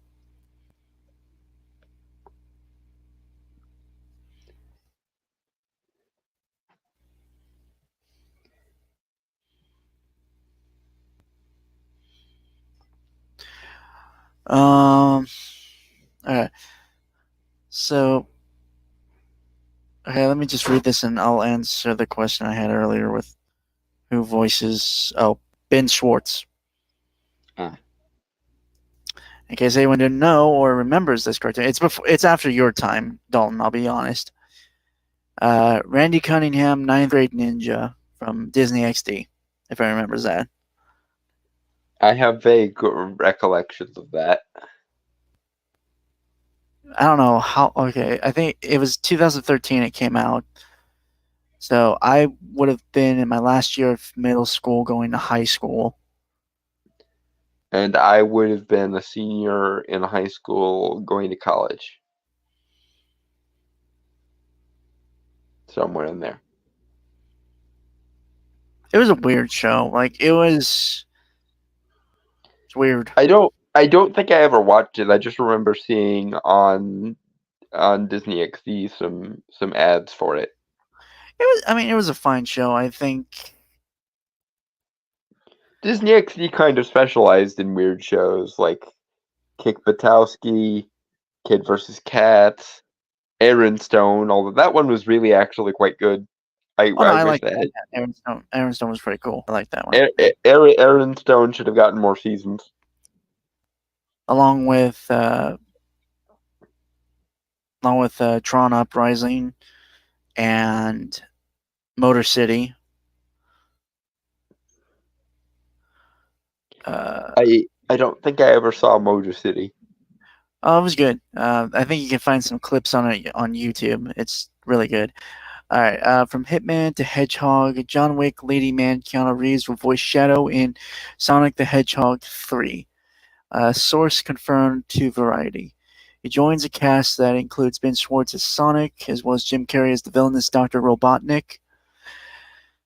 A spokesperson from Paramount Pictures, the studio behind the film, declined to comment. It stuns me Jim Carrey is in his 60s now, and he's still like watching him as Dr. Robotnik. He looks like mid-30s still. I'd say, man, I would be charitable and say late 30s, early 40s. Hmm. But In in any case, he still is a remarkably high energy motherfucker.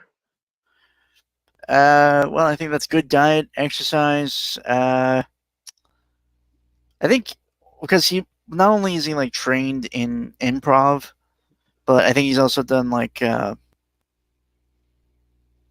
think there's some other forms of things like in terms of his craft that he's I done. know he, I know he at one point was studying Buddhist meditation while he was on the Grinch, so that he could learn to stay calm in the suit with the makeup.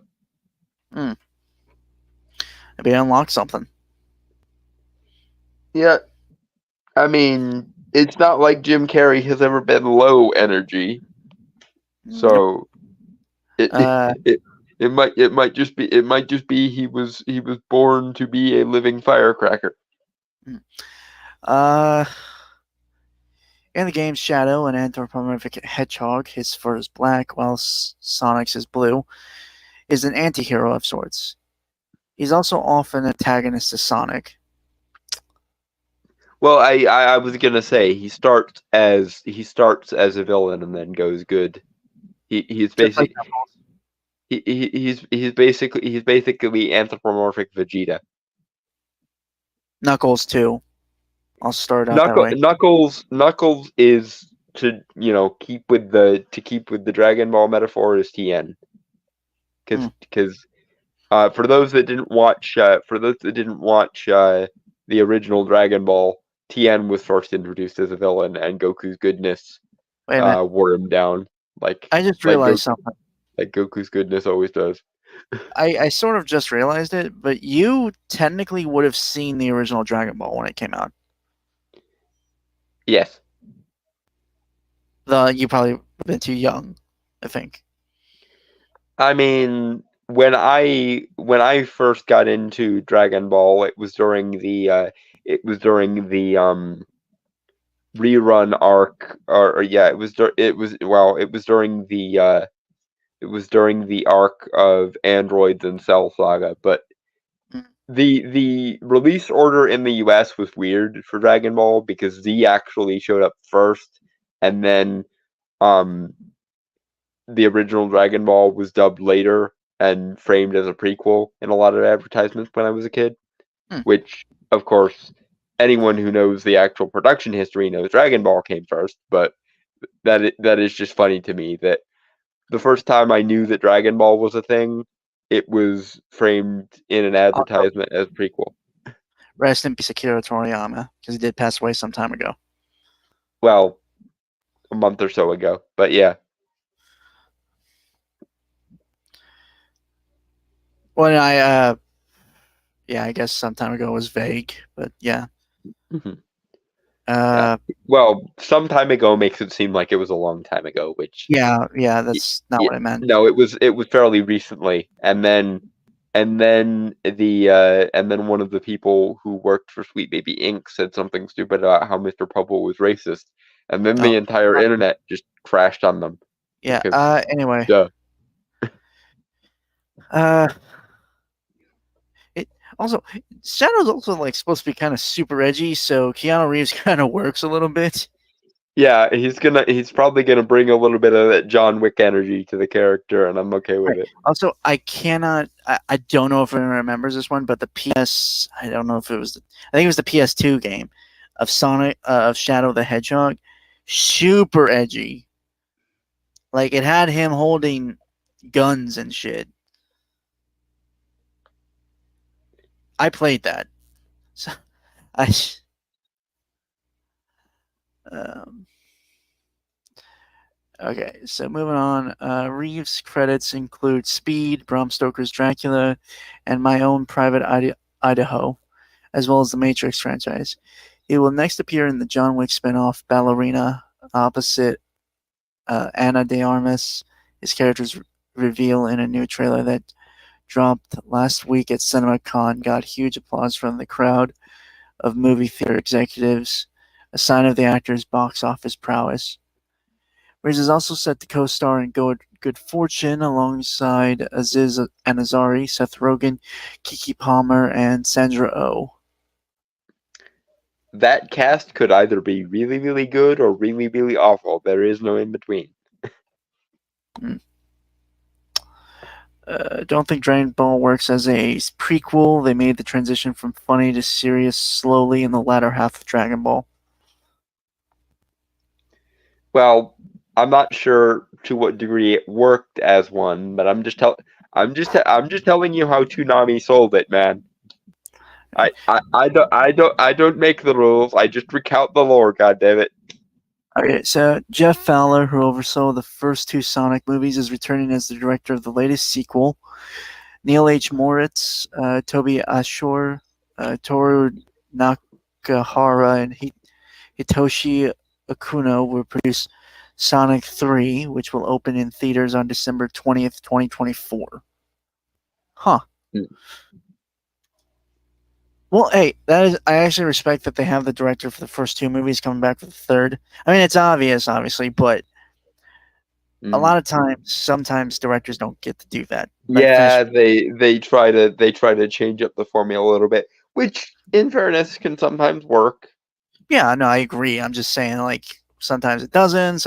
And we've seen, like, what happens when stuff gets changed mid, uh, like with the Star Wars sequels trilogy.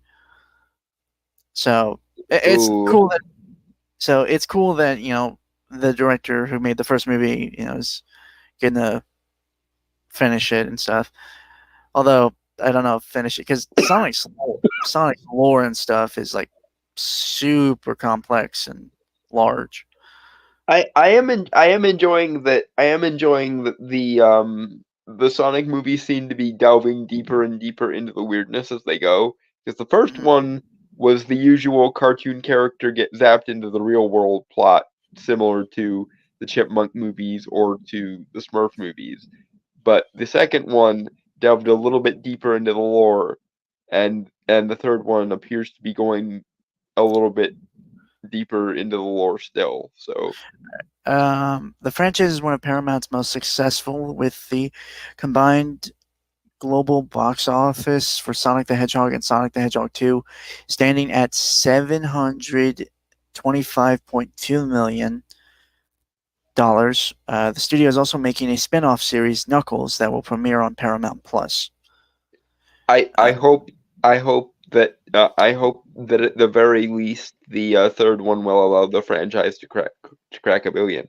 Although honestly, I wouldn't be either surprised or upset if the third one manages to make what the other two did combined. Because Sorry. the deeper they seem to go into the Sonic lore, the more people like it. And I like that. Right, and just in case I forgot, all right, Reeves casting in Sonic 3 was first reported on the John Campea show. It's the last line of the. All right, so Giant Turtle, who is Piccolo in your metaphor if Shadow is Vegeta and Knuckles is Tien? That is a good question. Is there indeed a Piccolo in? Well, what is Piccolo's purpose in Dragon Ball? Well, okay. In Dragon Ball, he was the son of his father, the Demon King Piccolo, who ended up going good, or at least good-ish, by the end of the original series, because once again, Goku's goodness convinced him that at least not being evil was okay.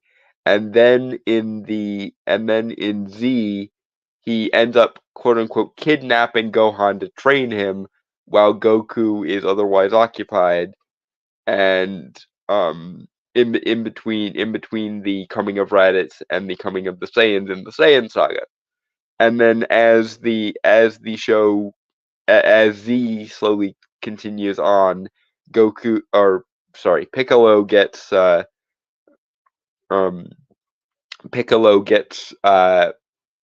more and more good as things progress, to the point that a large contingent of the fan base basically views Piccolo more as Gohan's father than Goku, because Goku is kind of a terrible father.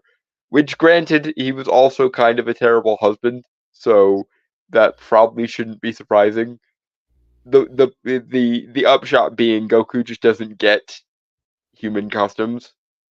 Like when, for example, in Dragon Ball, when Chi-Chi first showed up and wanted to marry Goku, Goku literally thought marriage was a kind of food.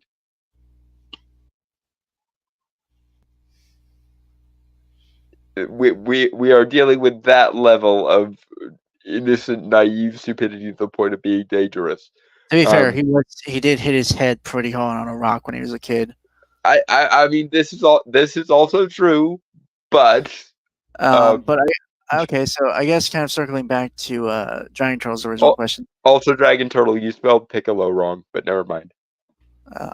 But who would be Piccolo in terms of Sonic characters if we're keeping with the metaphor?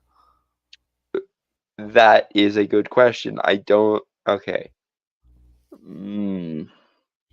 Well, I forget her name, but the pink one is obviously Chi-Chi or Bulma, depending.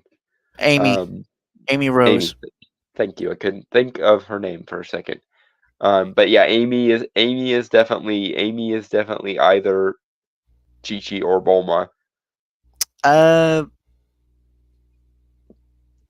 I would say more Chi-Chi. Is there indeed a Piccolo surrogate in this metaphor? Well, Tails is Krillin, obviously. Yeah.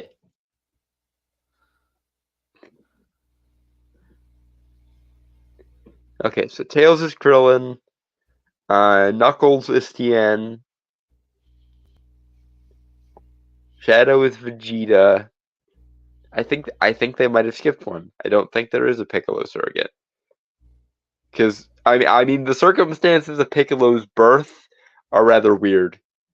Like, long story short, at the end of the Evil Demon King Piccolo story arc, Goku literally beats the Demon King Piccolo so badly that he dies, but like as he's dying, he vomits up an egg, which turns out to be Piccolo Jr., aka our Piccolo. All right. So we got a trailer to watch. Yeah.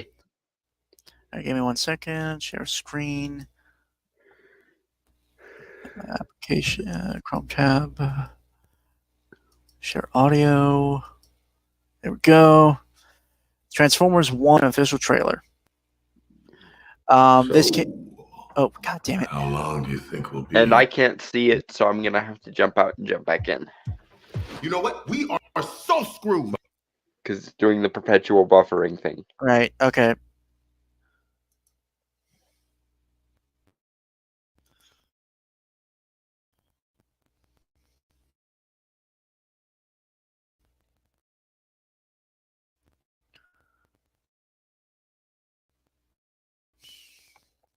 God damn it.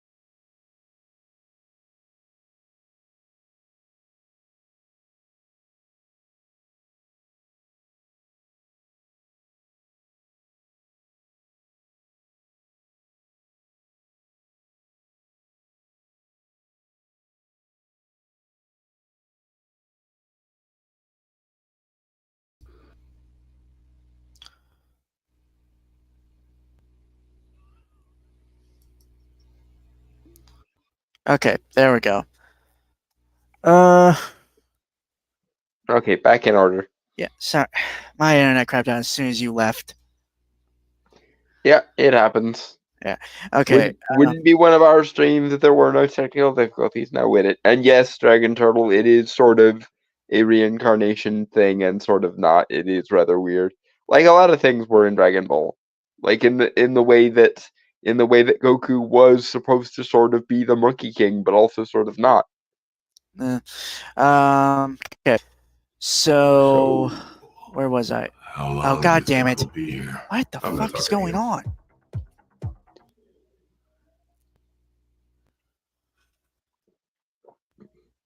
Okay. Anyway, Yeah. back to the thing. Hold on. Well, I skipped like the first 20 seconds because it's not a trailer within the trailer, obviously, but it's just like the two actors who are voicing Optimus and Megatron, hyping the trailer. Did they get what's his name No. back to voice Optimus again? No, this is a prequel.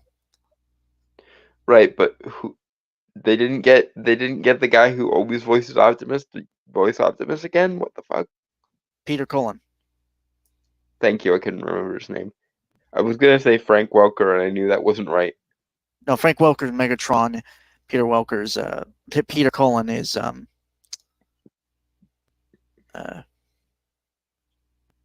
Optimus.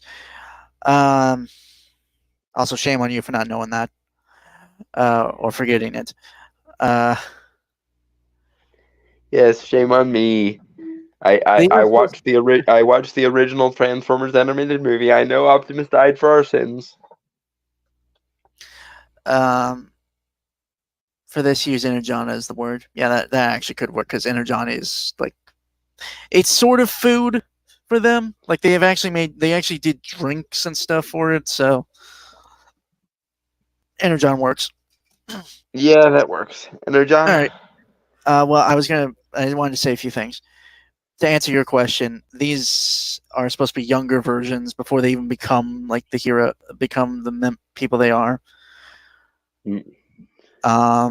Which I'm fine with. You know, although Chris Hemsworth is voicing Orion Pax, that was who Optimus was before he became Optimus Prime, and Megatron. Well, depending on the continuity, Megatron it was referred to as D16, a manual worker miner, like an actual miner, you know, like a miner.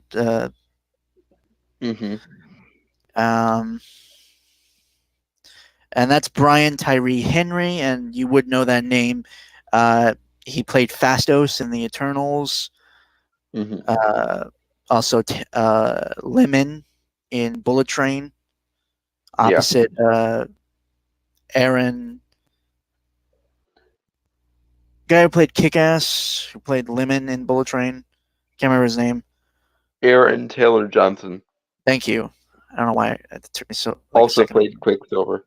Yeah. So yeah, this is supposed to be a take on their origin, and like this is like pre Autobots and Decepticons, like the Civil War of Cybertron. Because in a lot of continuities, they were friends before. Yeah. I also know in at least one continuity they were brothers, but that's never ever brought up again. Yeah, more or less, it's accepted by most people that Optimus and Megatron were friends and had an Xavier Magneto split, and Megatron was corrupted by power and war. Yeah. Yeah. That's about it. I've seen this trailer and I was the one who suggested it. I do have a few things to say about it, and we'll get into it, obviously. Although I do recognize this is kind of a different continuity, and I'm fine with that. I just think, well, again, we'll get into it. But Energon. Yeah. And tell me if sound is coming through. So. Yep. How long do you think we'll be here? I'm not talking to you. You know what? We are so screwed. Thought you weren't talking to me. You two, come with me. Report to Waste Management. Hi there, I'm B127. I'm actually working on some nicknames. The one. So that's Michael Key from Key and Peele as Bumblebee. Hmm. Although, from what I understand, Bumblebee is supposed to be like a younger Autobot, like was actually made during the war. Yeah, and I don't know as I like the comedic tone very much.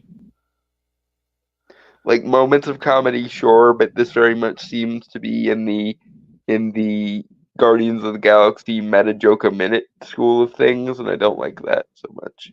Yeah, because I mean, Transformer has it's funny in times, but there's always this underlying like drama, because Yeah, it's effectively a war story.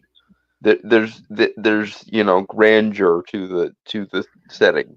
Although And the argument could be made that it's just a trailer, because often some trailers are bad. Let's be fully I honest. mean, this is also true, but the purpose of a trailer is to let you preemptively judge the product you're getting. So if the trailer is bad and we judge based on the trailer, then somebody fucked up when they were making the trailer. Yeah. During trailer, I can hear it in his voice. They're going to say Megatron is black-coded and racial or this. Yeah. That is... Some stupid people, I'm sure, would say that. Granted, if we are to play that ball where it lies, Megatron isn't technically the worst option to do that. Because depending on the backstory you give Megatron, he is a man who fought for. He was a revolution. The story I am familiar with, which is from the IDW comics, which is to understand is a good interpretation of Transformers. One of the best ones. D16, as he was known before he took the mantle, Megatron, which was also the name of a Prime. He shortened it from Megatronus to Megatron. Okay, so this is a non-Prime timeline then, because... What do you mean? As I understood it, both Megatron and Optimus were primed in their respective families of bots. No, that is not at all correct. I'm sorry, Don. Well, I think Michael Bay did that in his movies. Is where I got it from. Yeah, he did, and but yeah. Of all the many mistakes made by Michael Bay, that was not one of them. I didn't think.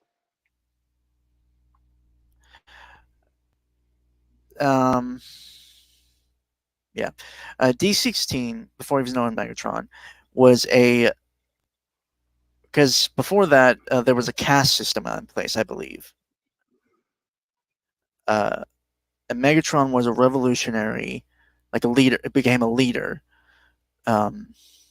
The Primes were demigods, and it became a title of leadership. Yeah, thank you. So having Megatron be, as you say, black-coded might also associate with the fact that he was a minor, which might be, working class per the setting.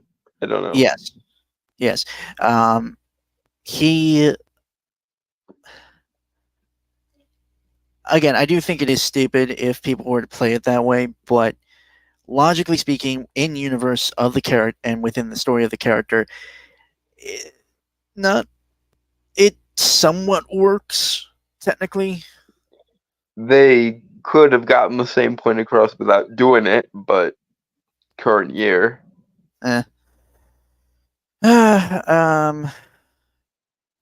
But if I'm to understand, he eventually, like a lot of revolutionaries, if we're to actually draw real-world parallels, when they actually achieve their goal of overthrowing the corrupt government, and when they place themselves into that power, he went on his villain arc. yeah, power hungry, tyrannical. IDW again, I'm pulling from that because it's a good series. Like Giant Troll said, yeah, it's woke in some places. I won't disagree with that, but great. It helps set the basis of the canon of communities. Yeah. Yeah, I haven't functional. read the IDW stuff. Most of what I know is from the old cartoons and or the Michael Bay movies.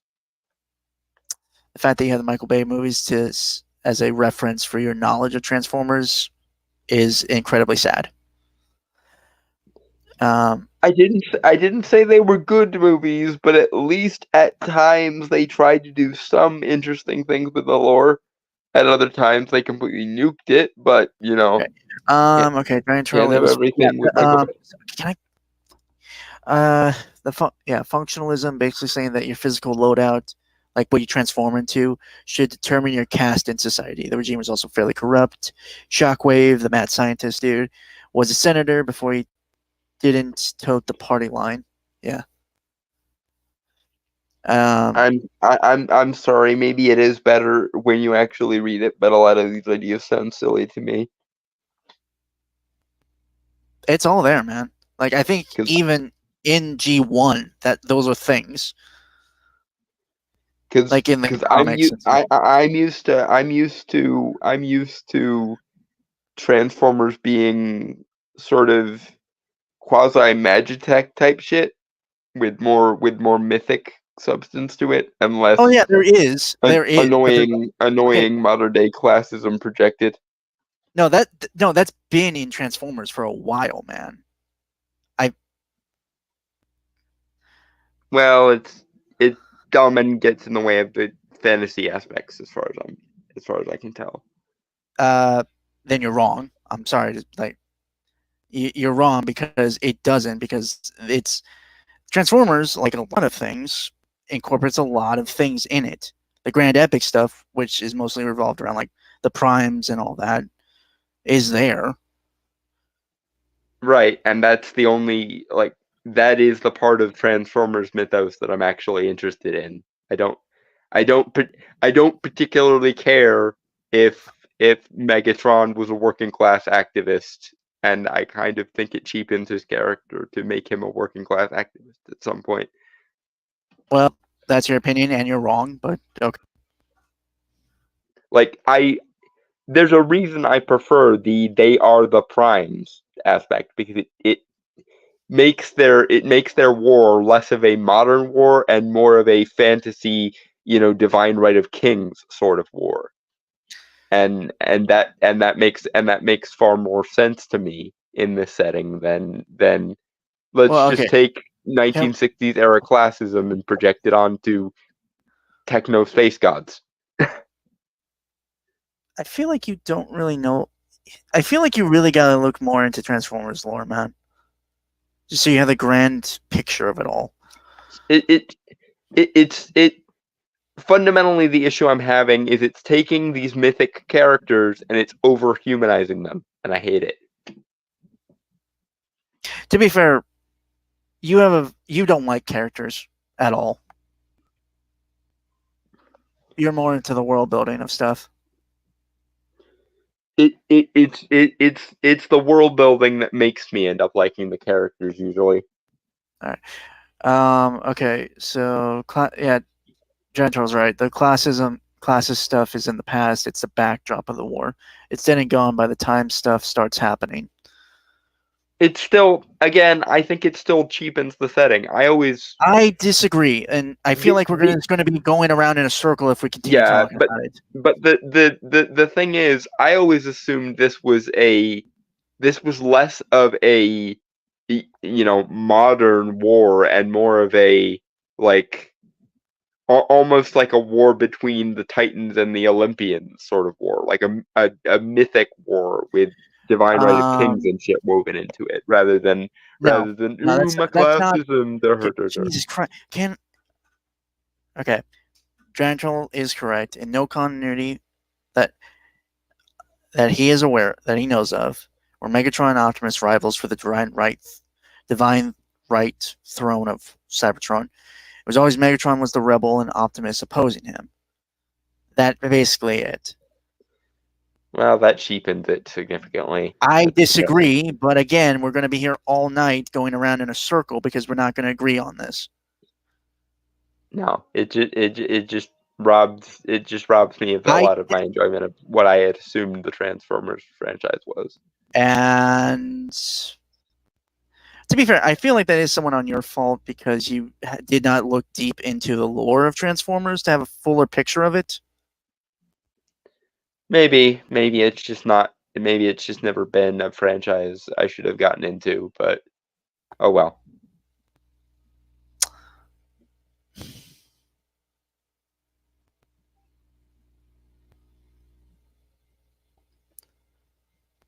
Okay. Moving on. Mm-hmm. One of the Enter weirdest John. times where you are where it's one of the weirdest times where I know something more than you, and I actually have it's one of the weirdest times that I actually have knowledge of an IP more than you do. Like Again, I think maybe they just ended up taking the IP into directions that I really wish they hadn't. Because all of the times where all of the shows or all of the stuff that I've liked about Transformers is the sort of, techno god Clark tech nonsense, which Transformers is one of the few franchises that I've genuinely can get away with that shit. Because as you both know, I fucking despise Arthur C. Clarke and his alleged narrative laws with a burning passion that burns with the white-hot intensity of 1,000 suns. But Transformers was one of the franchises that could get away with it, and now apparently these techno gods have college year bullshit nonsense that I dislike. That's fair, Dragon Turtle. You are an overly dramatic motherfucker, so I could see your point. I personally like both, and I think both are there in some form. I just don't think they can. I don't think they can work together. I think they need to be separate continuities, if anything. I think you just need to read more stuff, man, about it. Like it's this revelation has kind of ruined the Transformers franchise for me, actually. I have no more interest in learning anything about this franchise. If all like of an SJW, then. If all of the cool shit has this, oh well, once we were just robots, fucking around in our rebellious college days nonsense. I don't. Okay. Well, that sounds like an SJW right there. No offense. I'm sorry, but yeah, this did kind of ruin my ability to enjoy Transformers. But it's not like it was a major part of my life or anything. I did sort of passively absorb a lot of shit over the course of, just osmosis when I was a kid and stuff. But yep, that's a franchise I'll probably never be able to return to again. Damn. Okay. Anyway, shall we?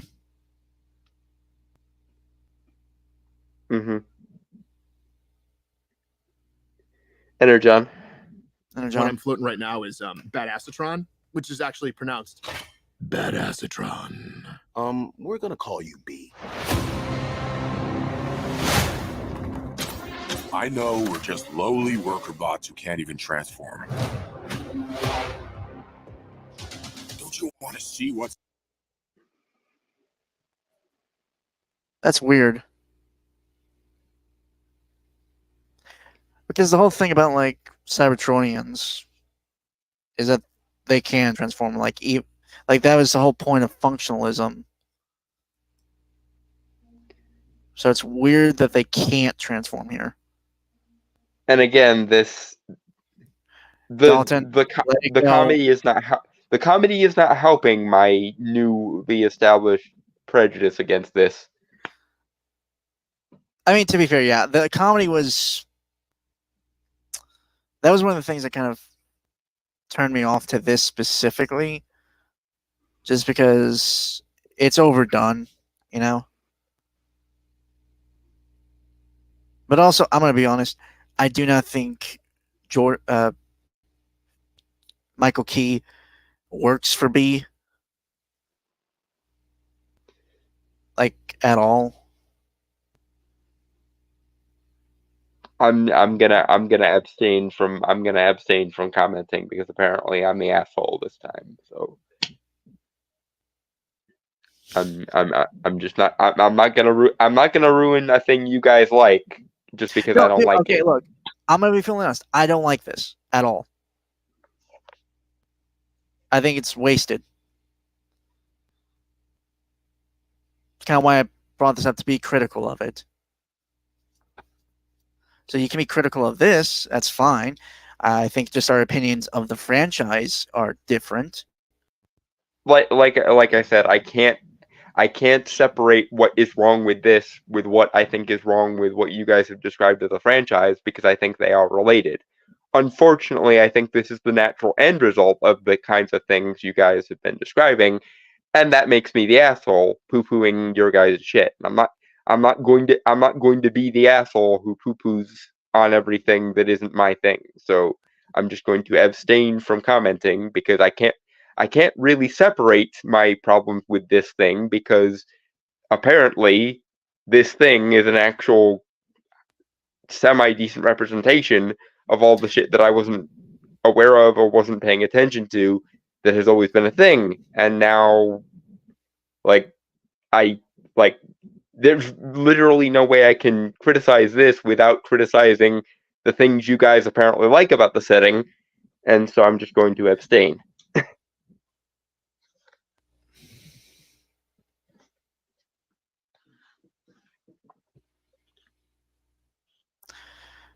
Okay.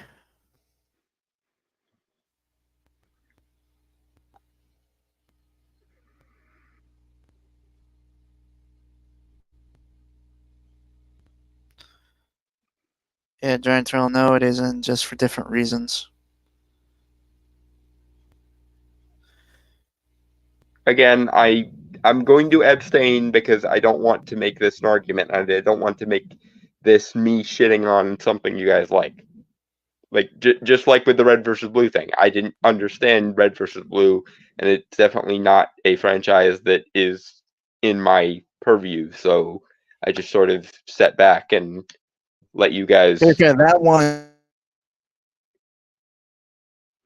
So,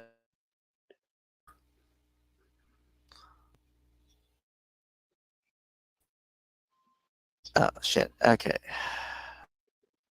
Um.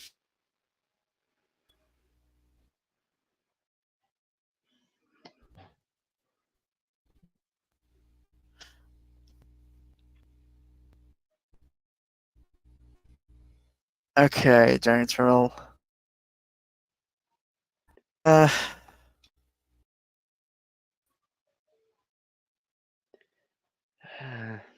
think the issue with that I have with her and what is the tone. You're You know, roboting it feels all again, too. James I can't. I'm.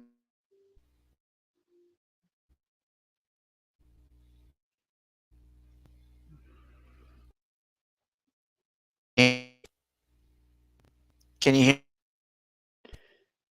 You're Hello? breaking up really badly again.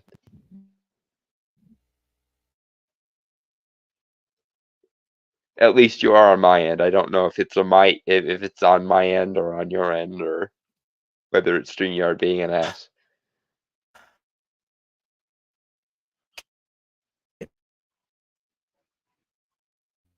Hello? Okay, now you're back. Okay. I didn't kill him. And even And even if I was to kill him with magic, I would also immediately try to resurrect him with magic. We've been over this. I've already stated that if anything ever happens to Brainstormer, I'm going full fucking Dracula with Castlevania from Castlevania with the necromancy. Okay. But I saying before I was cut off, before I was like, anything. And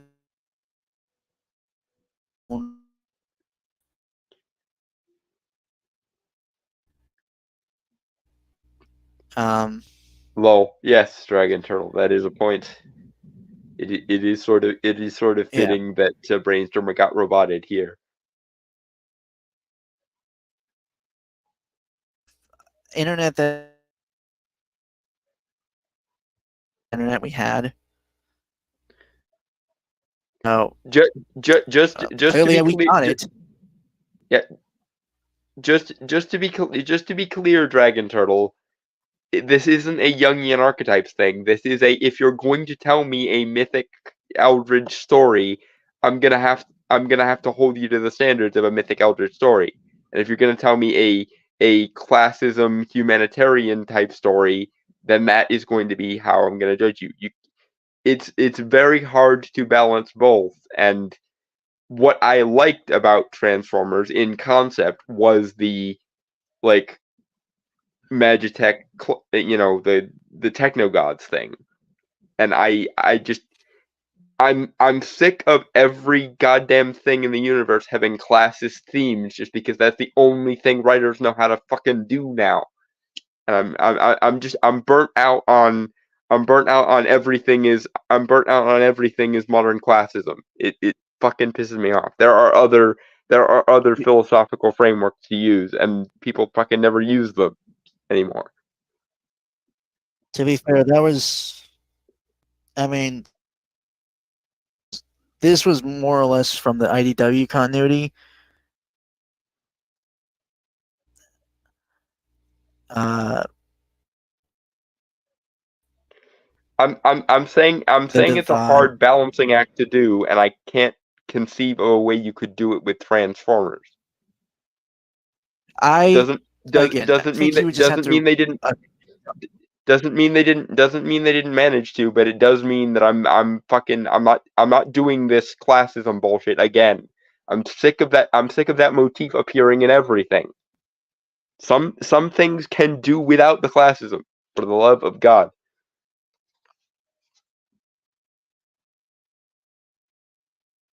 It's just more. Yeah, I don't really think it was classism. It's like whenever somebody says X-Men is based on Martin Luther King and Malcolm X, and you have to beat it over their heads that no, that is not what it was. We get it. I'm sorry for cutting you off. It's just I think we understand your point. I'm not trying to be a dick about it. It's just I was specifically correcting a issue with I was specifically correcting a apparent misconception that Dragon Turtle had, that he thought I was saying something about Jungian archetypes and mythic archetypes and bullshit, and I wasn't. I was saying this is the kind of material that attracted me to Transformers, and trying to square the circle of having that and also the classist bullshit is A, difficult, B, frankly just annoying to see in goddamn everything, because that's the only motif writers ever infuse now, and C, it kind of annoys me that everything I liked about Transformers is now saturated with all this other shit that I don't. Look, all right. Trying to tell that. Point this out. That was more or less decided about 10 or so years ago. So it is relative continuity. Well, not the main continuity of Transformers. It is a continuity. So, but can still be had, given that you don't interact with the IDW comics. Okay? Clarify that. 2.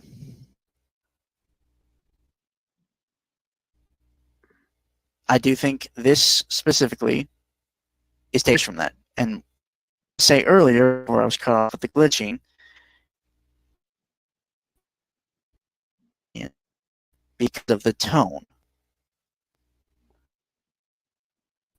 It's too happy-go-lucky. It does grand epicness, I think, is what I like about Transformers, the epicness of it all.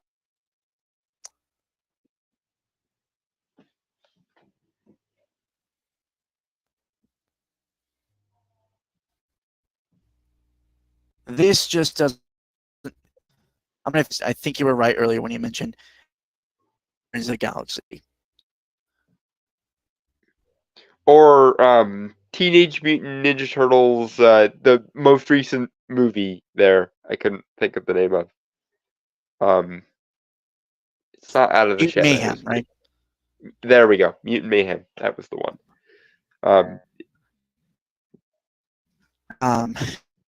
Yeah, it was very yeah.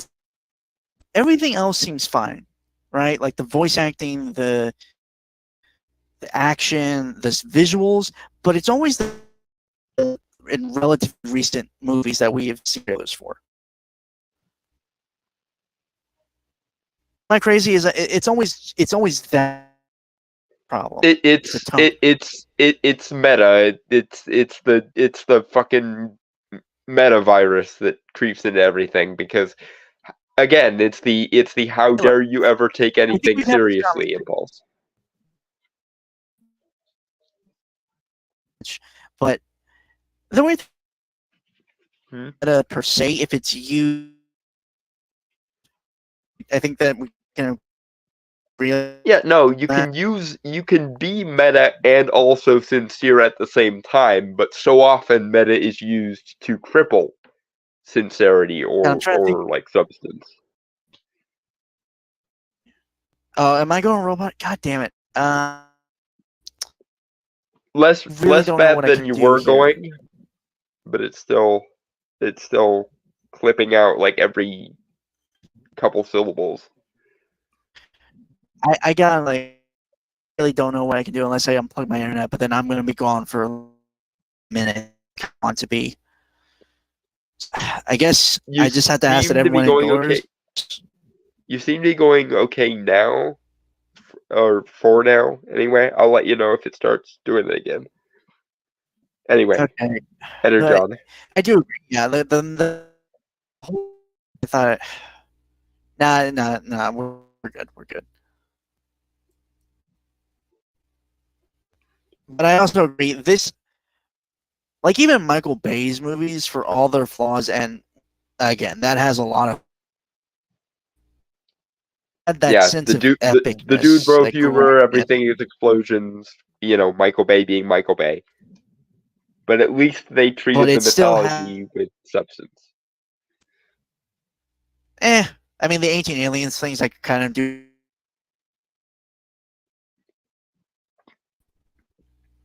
Or at least could have been done well or smoother. Yeah, I mean, on the one hand, I get annoyed whenever the ancient alien trope comes up because it basically just is a way of being atheistic without being atheistic.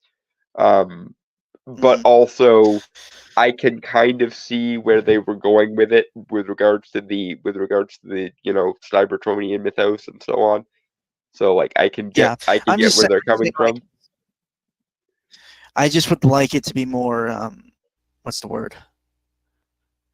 Just better done, like better. Now we. Yeah. Energon.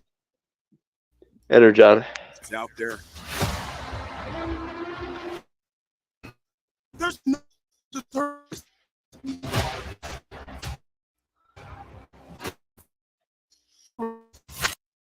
bring jetpacks. Accept those terms.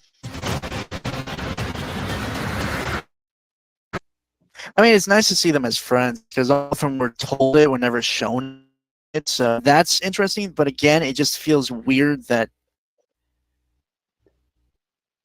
They're being they were. written by they're being all written like modern day teenagers. relatively speaking, they're like Megatron and Optimus. They're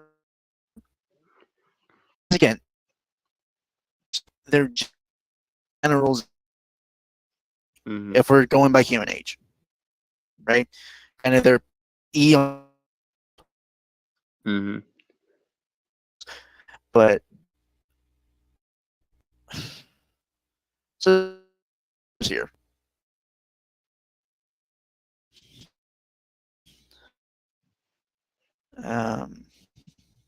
But it's still off, And to be fair, before people become like means they are people, right? Before they rise to that thing, like even like I King mean, Arthur was. There was a. I get what you're saying, but you don't necessarily have to do it that way.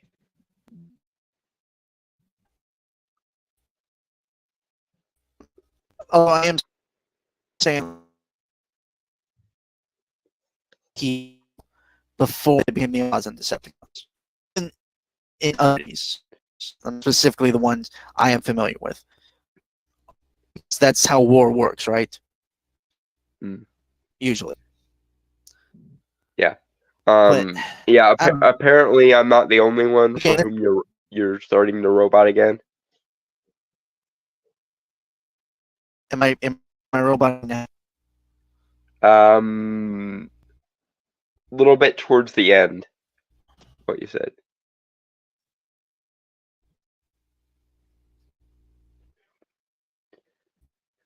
Now? Technical difficulties.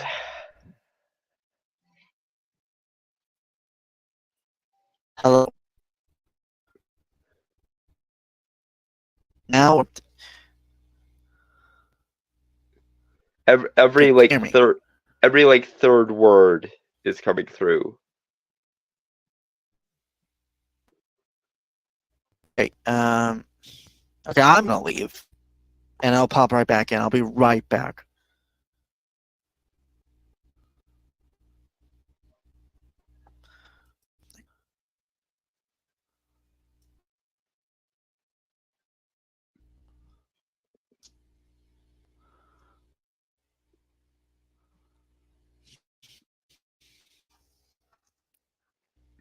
Okay, is he roboting more for you, Dragon Turtle?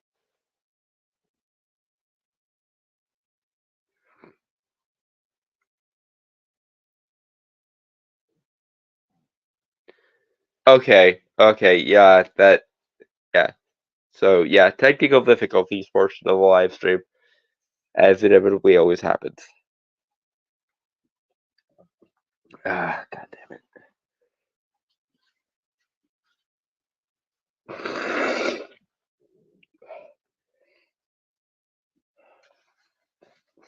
I hate getting sick again.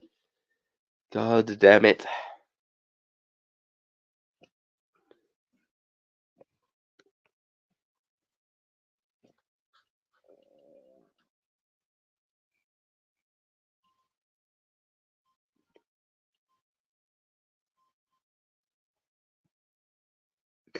Yeah, that happened to me too, Dragon Turtle. Like when he said he was going to leave, that was finally when he started to come through.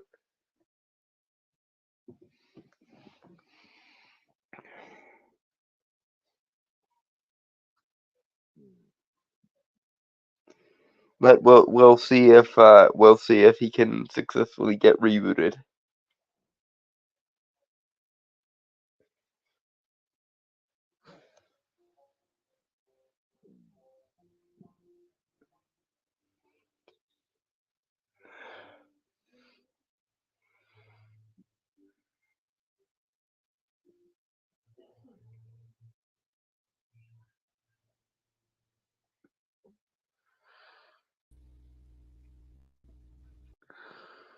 Okay, I'm back.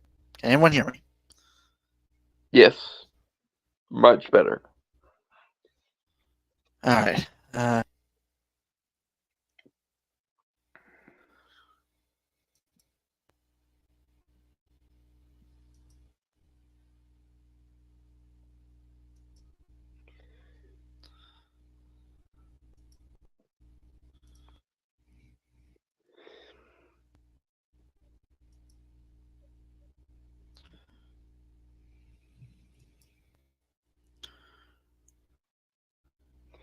Well, I mean, yeah, because the SJWs have a tendency to destroy literally everything they touch, PT. Like, I don't think I'm unreasonable for being allergic to that shit. That's fair. And I am frankly sick to death of classism being the only language writers understand anymore. Yeah, I can be fine with it. Like, again, my whole thing is like you can have SJW, quote unquote, as themes if they're written well and smartly. You know. As I have said many times before, I'm at this point just full tilt black pilled on the concept of themes in general.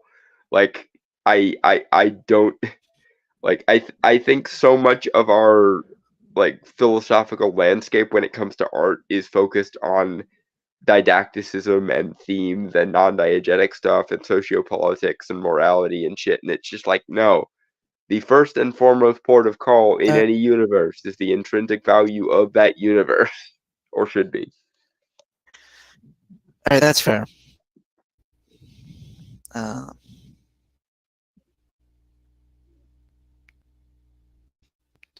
Yeah, it's. I don't think we're gonna convince them Dragon Turtle. Like I said, I'm black pilled on the concept of themes in general most of the time anyway, and the everything is classism bullshit is just I'm burnt out. I am entirely burnt out on classism. Anytime classism is brought up in a modern day or pseudo modern day context, I check out. Like,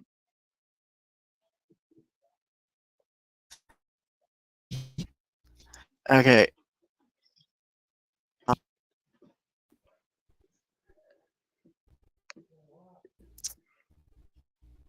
So shall we end it?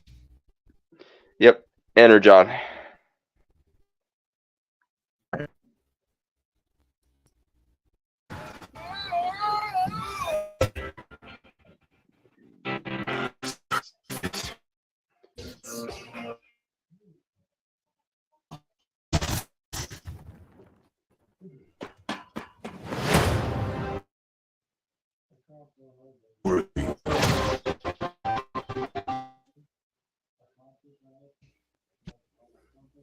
Okay, well, now we're getting epicness.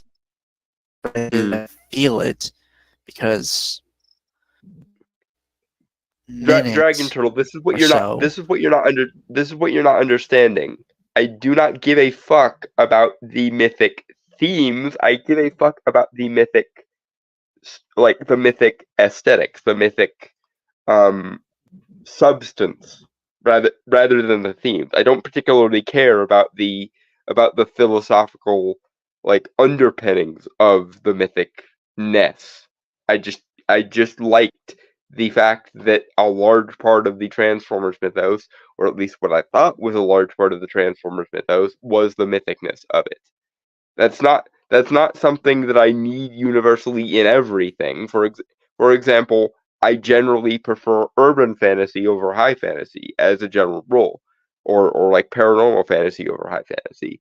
But the thing I liked, the thing that drew me in about Transformers was the mythic, like techno god aspect of it. And apparently, according to the two of you, that was nowhere near as large of a part of the setting as I thought it was. And that kind of bums me out, especially when it's being replaced by generic classist nonsense. Okay. So to be fair, I think if anything, now that you've explained that point, that is more on our fault because we vastly misinterpreted what you had said and basically pulled what we know of the trans. Yeah, I don't know. Like I said, it just sort of takes away most of my ability to appreciate the setting if it's all just pseudo Martin Luther King versus pseudo Malcolm X for the checks notes 500th time today.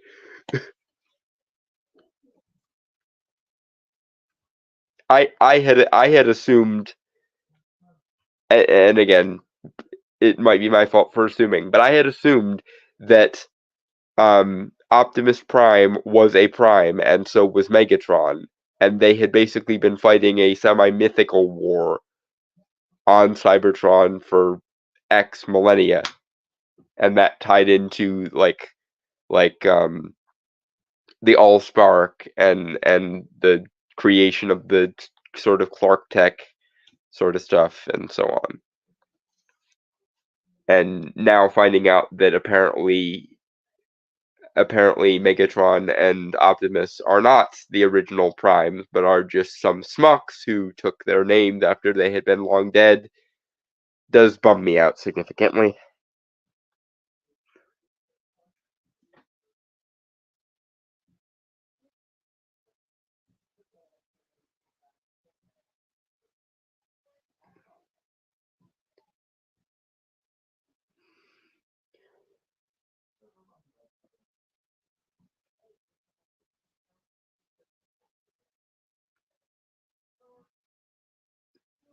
I mean, it makes the Imperium suck more, but then again, the Imperium was never not supposed to suck, so like that doesn't actually harm my enjoyment. But the fact that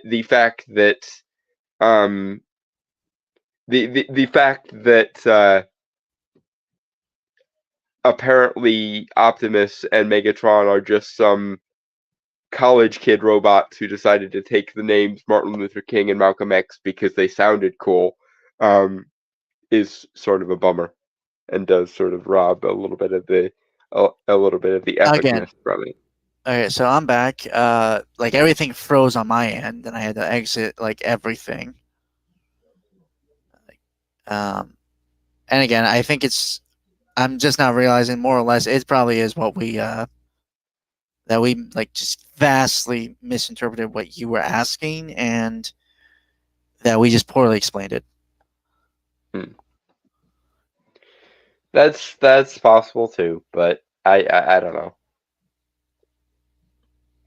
I feel like some of this could be resolved by looking into it more, but at this point I'm just not motivated to. Again, Drantor, I don't think you're going to convince him. To be fully honest.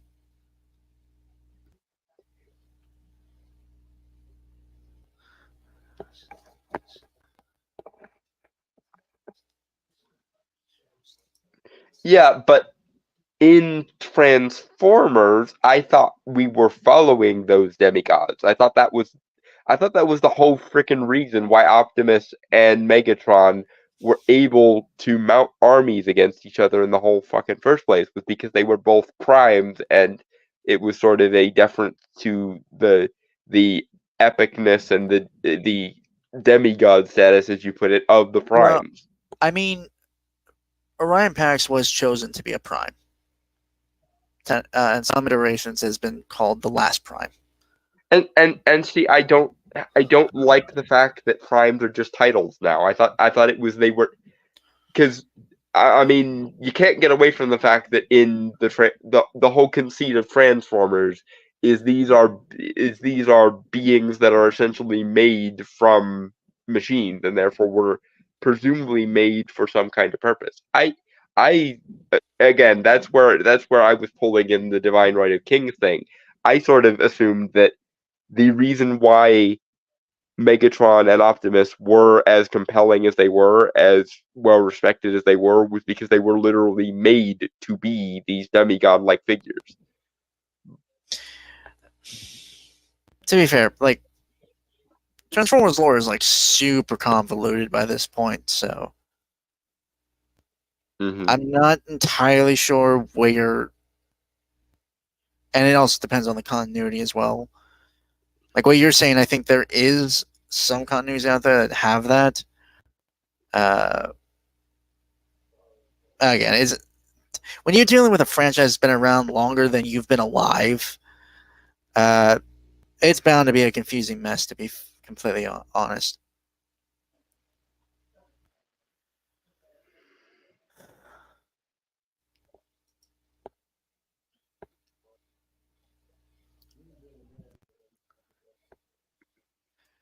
So, as much as I would love to teach Dalton well, to be fair, it's clear that I am looking at it from a lens because I have most of what I know of Transformers lore. While I have done some research of it for my own things, like rewrites of Michael Bay's Transformers that I'm trying to do, just a bitch and a half. Not gonna lie, because that motherfucker screwed up so much.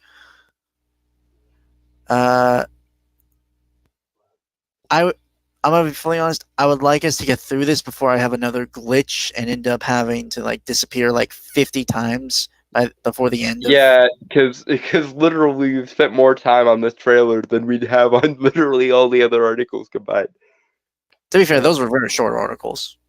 I mean, they were, but still, it is. We are spending a disproportionate amount on this just because Brainstormer keeps getting whacked with the tech problem stick. It's always Sunday. I never get it. Like it's like something has a vendetta against me doing it on Sundays or something.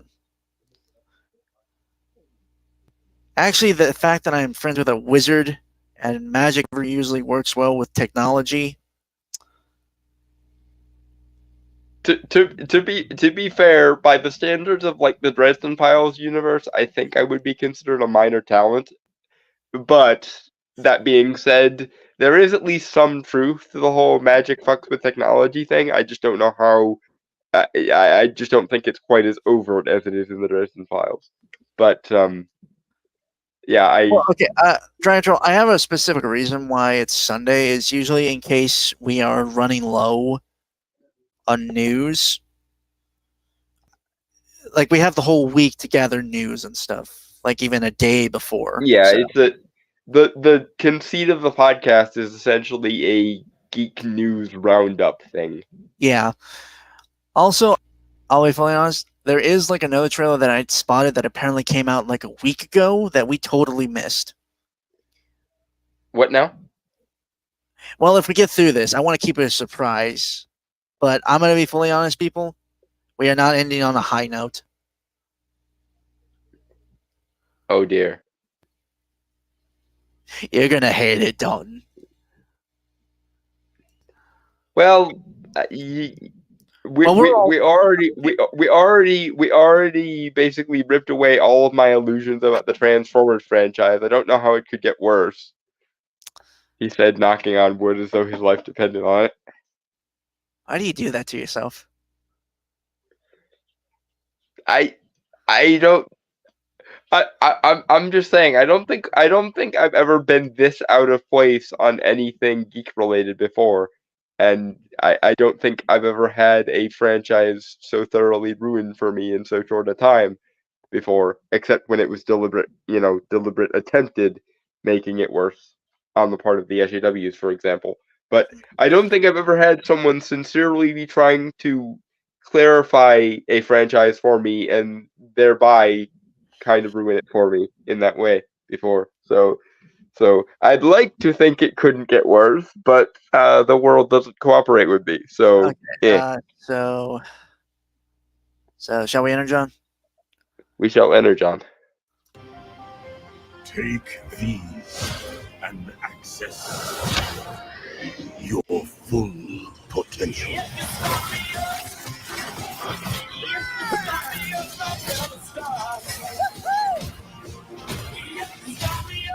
It's time to show them we are more than meets the eye. Yeah, I missed. Jonas Hemsworth voicing a young Optimus Prime works. I the comedy is still getting to me. No, here. I agree. Like again, I agree. I don't think it's great, but the voice acting isn't bad. Well, minus Michael Key, but everyone else seems to be doing fine. Like, ironically, Chris Hemsworth, I feel like vocal wise, does sound kind of like a younger Peter Cullen. Well, we know he can do like an American accent type thing because he played Kirk's father in the Calvin Timeline Star Trek movie. Right. I'm just saying, like, it does sound pretty close to Peter Cullen, so it does kind of feel like that. It's not nearly as jarring as the rest of them because for some reason like half the cast is black actors, which isn't No. helping the current daying thing that I'm having an issue with. I want you to run through that sentence one more time, Dalton, like in your head, and realize how that sounds. No, it's a reference to a meme done by what the fuck is his name? Heel versus Babyface. The phrase current daying. I'm just saying, like, the full sentence you said. Like, I know you do racist jokes, but that's a little on the line there. No, but it's not just that they're black actors. It's that they're being told to emphasize their blackness in the characters. It's not just it's not just a happens to be black actor using a similar script as any of the other actors have ever used. It's not like Isaac in Castlevania where the fact that he's black is entirely incidental mostly. That's fair. It's modern day inner city gang sort of, well, maybe not gang fully, but it's modern day inner city black culture on apparently ancient Cybertron, and it's not helping me with my feeling very current day, but in the style of Heel versus Babyface right now. Okay. Oh god, my freaking chest. Oh, that sneeze. I hate sneezing, man. It fucking hurts. Yeah, the every great now and again you'll get one that'll almost rip your entire face off, and it's freaking okay. irritating. To answer your most recent question, Giant Turtle, it's Chris Hemsworth voicing Orion Pax and Scarlett Johansson voicing Alita 1. So, possibly? Well, I mean, Chris Hemsworth's Australian, so.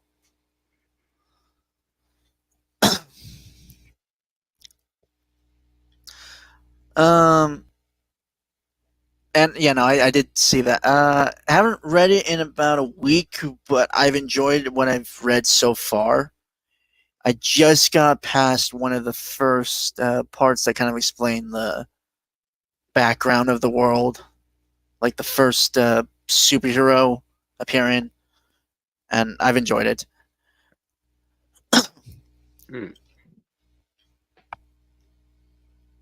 It really is like the better version of The Boys, to be honest. But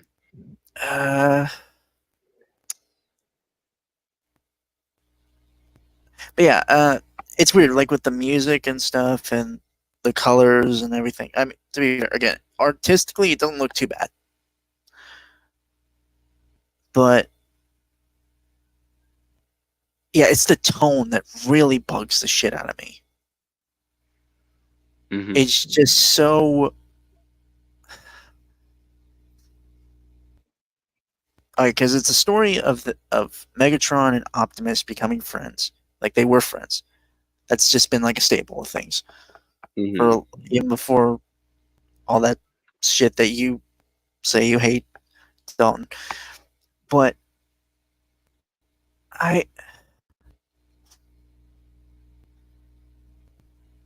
I'll be honest, I don't feel their camaraderie at all. Well, it's hard to. honestly kind of hard to see them as the same characters.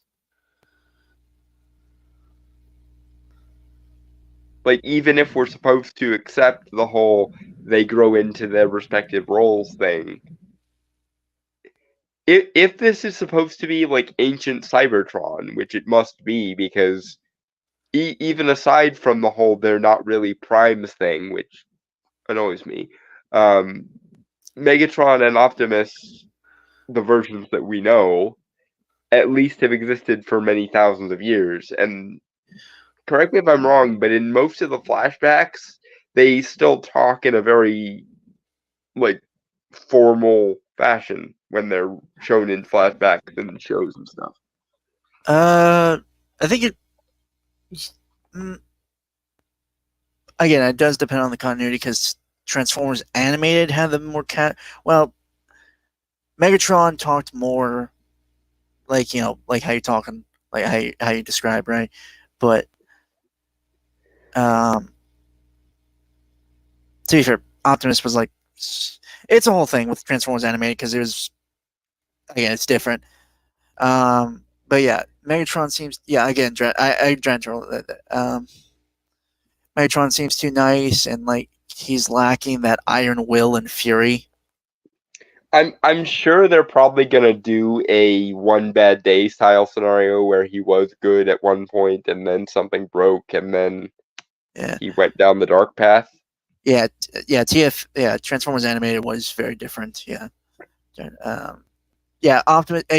Optimus. Like I agree with Giant Turtle again. It's like I could see him maturing into himself, but it doesn't strike me as the same. Yeah, I think what they're gonna lean into is the one bad day type scenario. It's still gonna take a hell of a lot to get from there to there for both of them. Yeah, and I'm curious how long this movie is.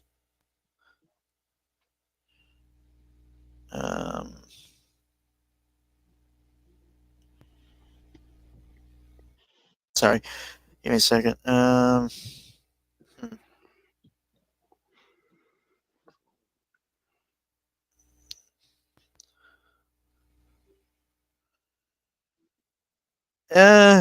not too sure how long it is. Director is Josh Cooley. Who is that? Okay. Right here. Well, he's been. I think this might be his first. Okay, so the director. This is like his first. Yeah, it does seem like his first directing credit. The visuals seem okay. It's just the tone that's screwy. Yeah, well, he's been a writer in a few things. The director, Pixar stuff, which actually, now that I think about it, does explain why the tone feels off, right? Mm-hmm. Toy Story 4, he wrote that. Inside Out. Those are like the big ones that he wrote for. Again, I do feel like that has to be clarified. But yeah, this does seem like his first directing credit. Giant Turtle thing is, with Megatron, it was less a one bad day and more slow corruption or power and war. That monster that was inside slowly freed as morals eroded. At least how I saw it.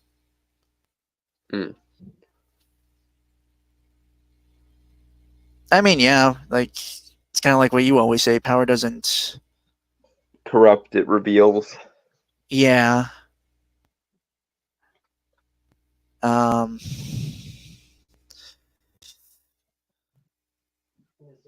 I think it was Alpha Trion, Dragon Turtle, who's kind of always been like the mentor, old wise figure. I think he was also one of the primes. No, he's just one of the oldest Cybertronians who like saw the primes in their heyday. Because he was asking if that was Primus, who is like the god of the Cybertronians.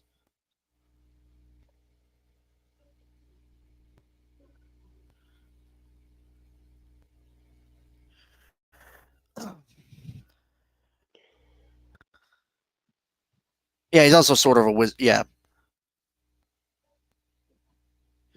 Again, I do find it weird that they're they're being granted their ability to transform, because so what I understand is Alphatron. Again, it's just a natural thing for them. In most continuities that I'm aware of, yeah, it was just how their biology worked. Although it was Well, stated earlier biology. I would say they're techno-organic or something like that. Well, that's why I put it in air quotes, because it's like, is it biology? Technically, yes, kind of. Is it technology? Also, yes, kind of. Is it some weird so, Clark tech I mean- from an ancient alien species kind of thing? It's, yeah, I know. Yeah, it's complicated because again, it whole brings up to that point of they're robots, but they're also aliens, and they're also technically alive. Like they have their own Yeah. religions, they have their own mythology, they have their own. Yeah, I guess you could even go so far as to call it a magic system with the Allspark and everything. So Yeah. yeah. Yeah. Which again, Transformers is the one franchise where I'm willing to let the Clark Tech nonsense slide. Usually, To be fair, there is a lot of mysticism, to my knowledge. I've seen a lot of like magic shit. because it's actually built into the setting that these aren't the originators of the Clark Tech. They are just the creations of it. So though there is to them, it would be inherent. To them, it would be equivalent now to I a think about spirit of a they kind. do have. I don't think it's a classism thing, but the whole deal with the Quintessons, like one of their creators, you know, they enslaved the Cybertronian race for a time and stuff. That was in G1, so. Yeah.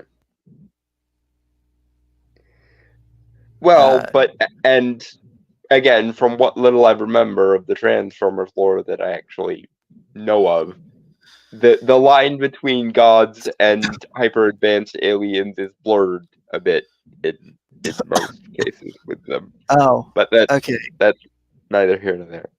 Yeah, it's again the whole Transformers lore. It's super convoluted and complex. Like there's layers upon layers of things that intersect, crossover, sometimes retcon and retcon other retcons, and it's a clusterfuck. I'm gonna be fully honest. Which again is why I'm more willing to allow for the Clark Tech stuff here, more so than I am in most other things, because at no point does the technology of Cybertron pretend to be anything but technology. So instead of like forcing a technological explanation or skin onto something that should be magical, they actually sort of do it in the opposite direction, where things that were presented primarily as technology actually do have a spiritual dimension to them in a way, which Yeah. I think is a better way around than the other way. Fair enough. Their concept they have a life, which is called the Well of All Sparks. Mm-hmm. Makes me curious. There actually is like this really interesting concept from the IDW continuity where there's this one Cybertronian, well, not Cybertronian, but a Transformer, because there are other colonies of Cybertron and kind of become their own things and identify as other beings, kind of. There's this one one Transformer on this planet, like who just took no part in the war, but created like these statues of all the Transformers that fought, and would plant flowers for every spark they extinguished, like every life they took. Hmm. Megatron's was a ginormous field of flowers for obvious reasons. Which question was this? Organic flowers, or was this like the techno-organic type flowers? I can't remember. Again, it was like in a comic I had seen years ago. I think it was like a mixture of both. It was like organic, you know. I would assume like, it's techno-organic. because that's always been another aspect of Transformers that I've liked, the juxtaposition between a species that is, primarily technology suddenly coming across organic species. What the fuck? That must be, for as weird as we would think of a, techno-organic species being, they probably look at us the same way. Like, wait, you mean you just threw amino acids into a hole and it started creating life? What the hell? I mean, to be fair, that could just be with any alien species we ever come in contact with. Right, but there's another level of, I guess, to use a modern stupid term, othering with a species that is made of technology. That cannot be a term. Seriously? Yes, othering is a term, and I hate myself for using it, but it was What the- the first thing that sprang to mind. Oh my god. Okay, what? Fair point. I'm just. Because at least something that, at least an alien species that is biological in nature, it shows up and we can at least we can at least tell that it's life as we understand it. If if living machines showed up, we would just be sitting there going, "Wait, every machine we've ever made had a maker, so what the fuck are you?" Right. Okay. Shall we? Enter Got John. about another minute 20 of this.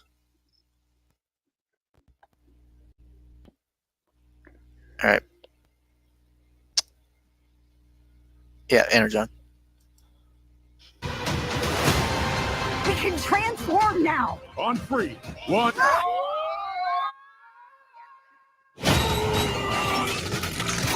It's working! Where's my head? How do we use these things? Oh, look at wheels! I need wheels!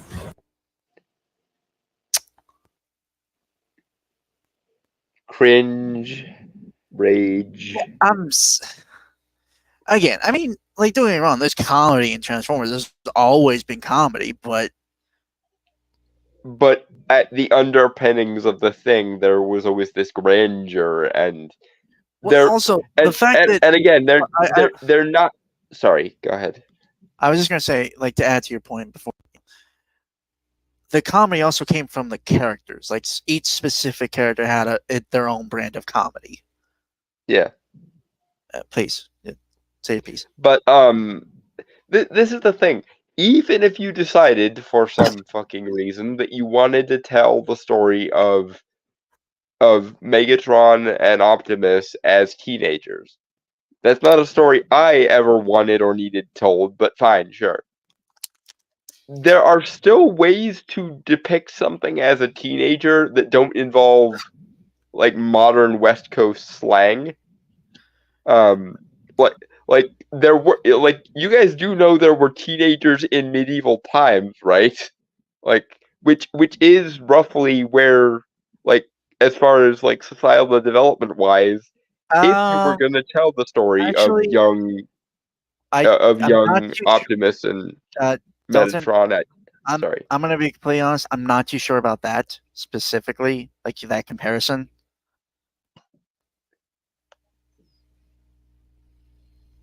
Like medieval times for them, because they were created in the golden age of Cybertron, which relatively, I wouldn't say was modern times, if we're to compare our society to theirs, but their medieval time would have been at the time of the primes, I think. Okay, so like 19th century then at least. Yeah, I would say roughly that then. Okay, but in any case, like there are ways to write teenagers that are not reliant on modern slang and lol so goofy levels of logic. Right. Like there are ways to write a teenager that is respectful of like formality, and even if you insist on telling the story of Optimus and Megatron as teenagers, they wouldn't be the 21st century teenagers with the quipping. They wouldn't be Gen Alphas or Zoomers. They would be something a little bit closer to the early modern period. Ironically, I do think Dylan O'Brien, who voiced Bumblebee in Bumblebee before he lost his voice box, would have been a better version for a young Bumblebee here. Agreed. That is still probably going to go down in history as the best live action Transformers movie. Mm-hmm. Certainly helps that some of the director stated one of his inspirations was the Iron Giant. Yeah, that's good inspiration to pull from with Bumblebee as a character that works. To be fair, I also like Optimus. Like again, honestly, Chris Hemsworth, when he's not being super goofy with the character, which I'm sure was a prerequisite Writing. with the writing, he works. I think for a young Optimus Prime or Orion Pax in this case, because that was his name before. I kind of wish they had let him play a more serious version of the role. Yeah. Because in a way, there is this. So there's a story that Peter Cullen likes to tell about how he developed the voice for Optimus Prime originally. We tried out. Uh-huh. So his brother was a Vietnam vet, right? And he was explaining to his brother in a very joking manner that he's going to be playing a truck who is supposed to be this leader of this group of like heroes, like transforming robots.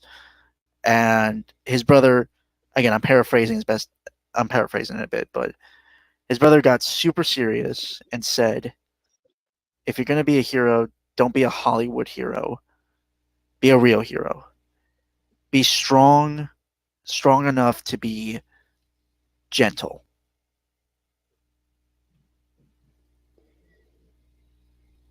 Which, I mean, apparently was very good advice, because that voice is iconic for a reason. Yeah.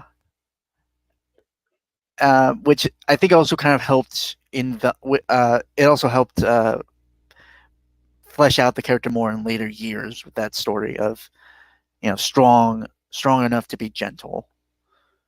Mm-hmm. Like Optimus's want for peace, again, a lot of complexities of Optimus. The nobility of him, I think. Yeah. And again, Chris Hemsworth, I think, could totally do that. I mean, if Thor, like the early Thor movie, I mean, Thor being Thor, but before they turned him into a fucking idiot. But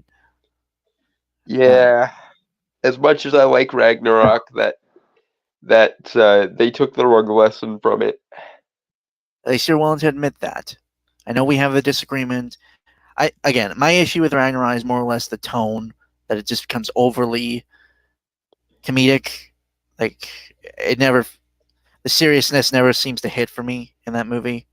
Yeah, they undercut a lot of serious setups with jokes, and I get that. To be fair, that is more that was Marvel for a while. It's so much more or at least for me, it was so much more preferable than the pseudo ancient alien shit they were doing in the first two movies. Again, I can understand that, and I'm fine with that.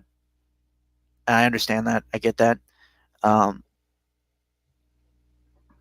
just think comparatively, tone-wise, there was a little more serious. They were able to be a little more serious and have somber moments. Well, if anything, the proof of this is in Love and Thunder, because, like I say, they took the completely wrong lesson from Ragnarok and said, "Oh, jokes is what does it." Okay, instead of brighter colors, more Jack Kirby-esque is what sold it. Which that's the main thing I like the most out of Ragnarok. And that's fair. Instead of doing Game of Thrones with Stargate, like they did in the first two Thor movies, they actually brought in quite a lot of the like Jack Kirby-esque weirdness. Fair enough. If they had doubled down on that in Thor: Love and Thunder instead of just the comedy, it would have been a much better movie. Right. Because I remember when we were reacting to that trailer and we came up with this really cool backstory for Gore that whenever he kills a god, like color drains out of the universe, because gods essentially help sustain like color and meaning. I think you're the one who came up with that. I don't think we ever discussed that, actually, now that I think about it. I'm pretty sure I remember when we did our like trailer reaction. It's been like what, like 2 years since we reacted to those trailers. It must have been, because the movie. So I might be wrong. I might be wrong, and I'm sorry about that. I'll have to see if I can find it again, because I could have sworn that was a concept we talked about in the trailer, like what we thought the movie might be based on the trailer. But back to this again, like I think Chris Hemsworth is kind of the all-star here, which somewhat isn't surprising, to be fair.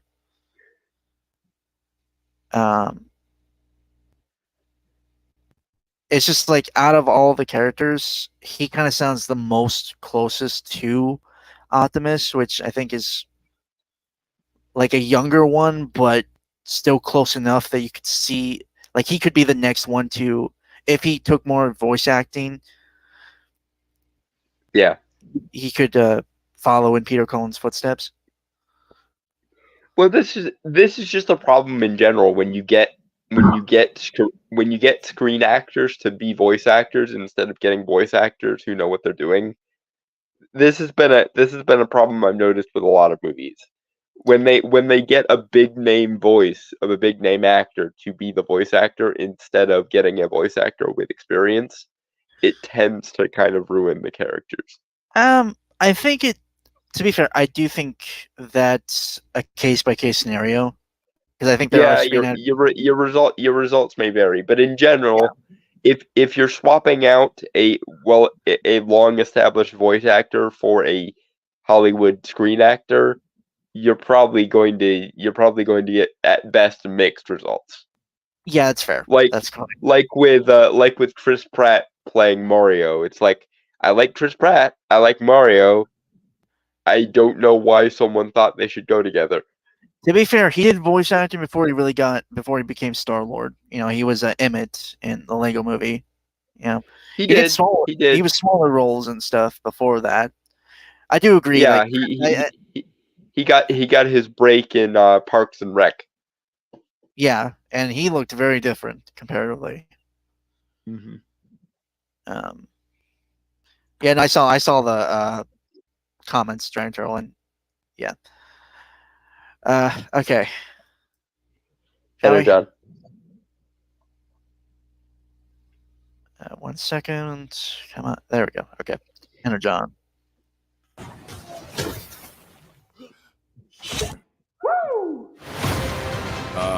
Guys, that's not good.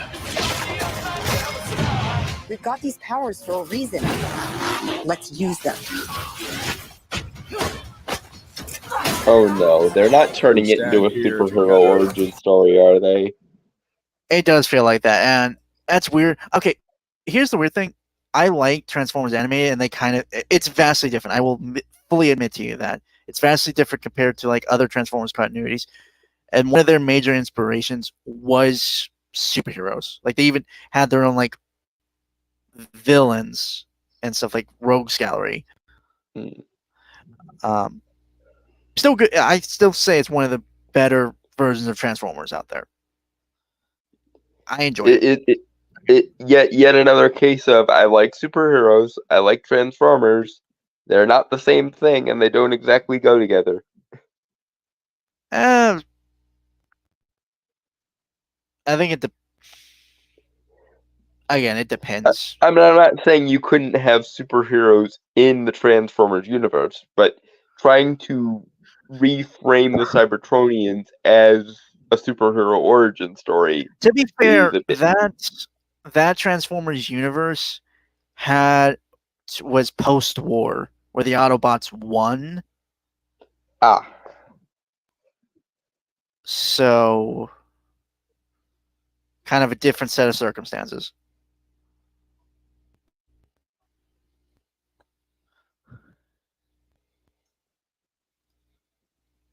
Yeah, that's fair, Giant Turtle. It's stupid, but yeah. But again, it also feels weird that they're just having that.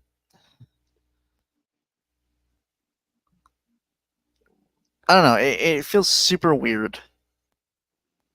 Very. Again, I know apparently we disagree on how much the like mythical aspect of or the like grandiose aspect of Transformers it should be a thing, but this goes entirely in the opposite direction of all of the modernism and none of the like grandiosity.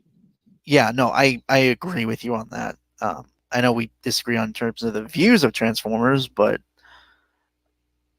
I think we both agree that like, this is such a weird mishandling of it. Yeah, again, it really feels like somebody watched Teenage Mutant Ninja Turtles Mutant Mayhem and went, okay, this but with Transformers. Actually, now that I think about it, do Teenage Mutant Ninja Turtles count as like a superhero property? Maybe. I mean, they got their start in comics, and I think I think the boys themselves would probably qualify themselves as a superhero. Well, also property, they have a but- rogues. I mean, they do have a vast rogues gallery. They have an expanded universe of things. Hell, they Not even to have a multiverse. The 20,000, not to mention the 2003 cartoon, literally came up with their own superhero, like legit superheroes of the world. You know. Yeah, and not to mention the aforementioned Turtleverse. For the record, sorry. For the record, they haven't done anything with the Justice Force anymore. They haven't incorporated into anything else, to my knowledge. Like it's just You're right. I don't think they did. It's just the 2003 continuity, which is weird because I liked that stuff. That was cool. It made the world of TMNT so much grander and shit. Yeah. I mean, like they have magic and stuff. Like, why the fuck are superheroes not put more into it? You know, like the which I mean, it does make sense because I mean, there are four pillars of any given superhero universe. There's the aliens and sci-fi. There's the mutants or metahumans. There's the mystical / like eldritch / Lovecraftian, and then there's like time travel. and then there's like a multiversal like cosmic sci-fi contingent that time travel. Remember that? Yeah. So like that generally you know those four pillars are how you make a solid superhero universe. Case in point, Ben 10. Did you say aliens in I your did. list? Okay. I did. Okay. Or if I didn't, I meant to. Yeah. Okay. Killer robots. You know, Baxter Stockman. I would throw that under the sci-fi category, but yeah. Okay, that's fair.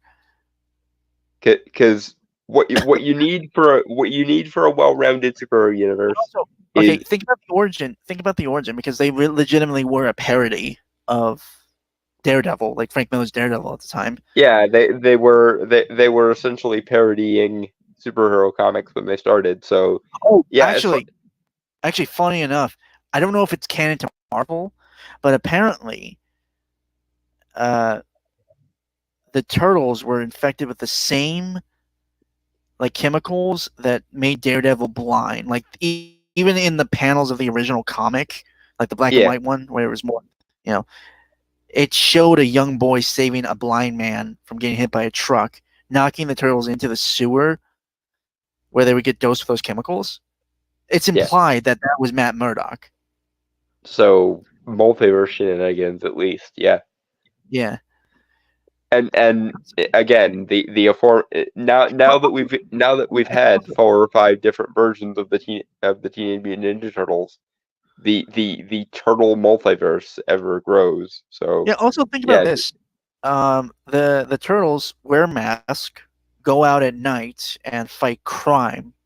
And I mean the key feature, and I guess that's the category I was missing: vigilantism. Yeah.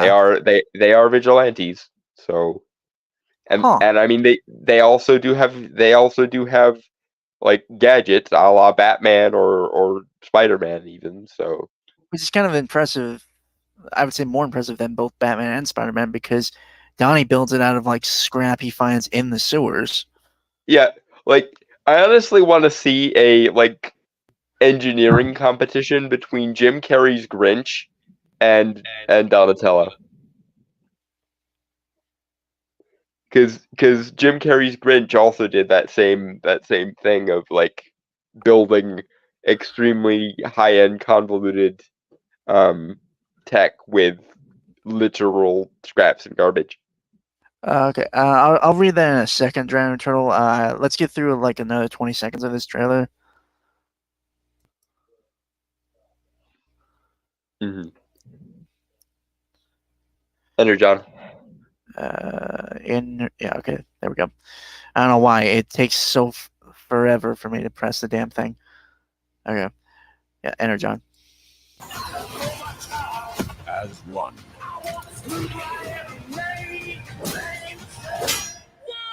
Whoa! I got a battle mask! It appeared with this guy! Knife hands? I have knife hands! I can see that.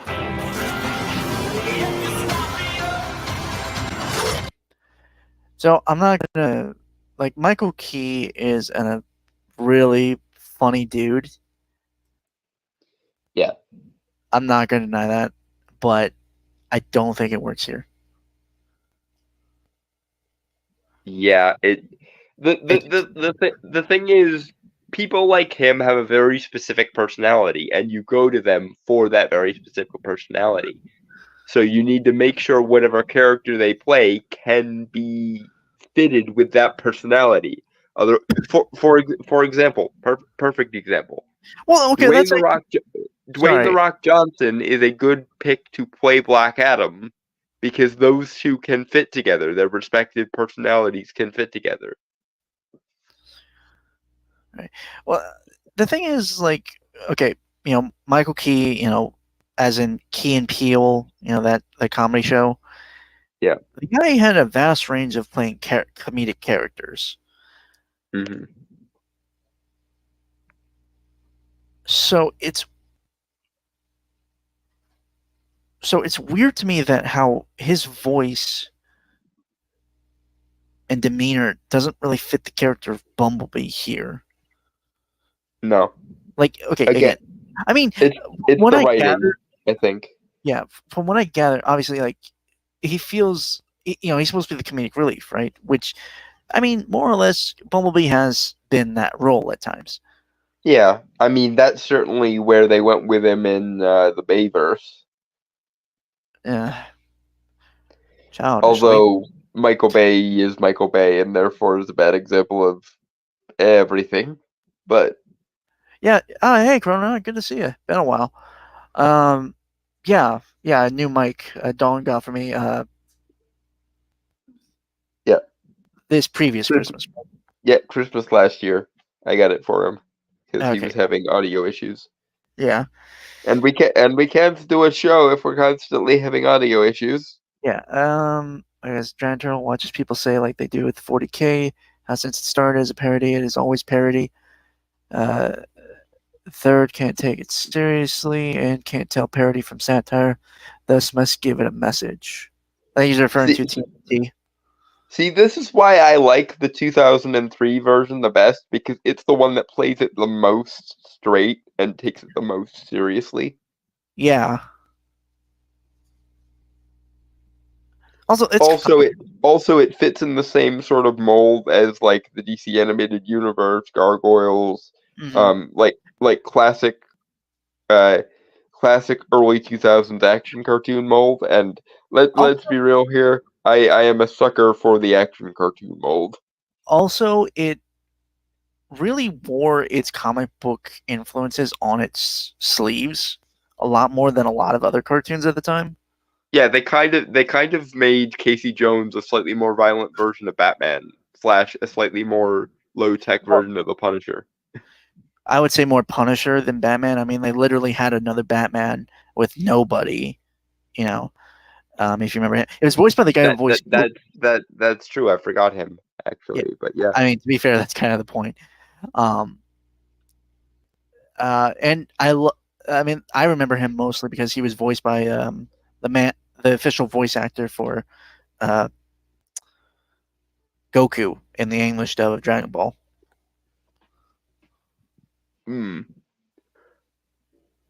It's hard to forget a voice like that, you know? It is. Yeah.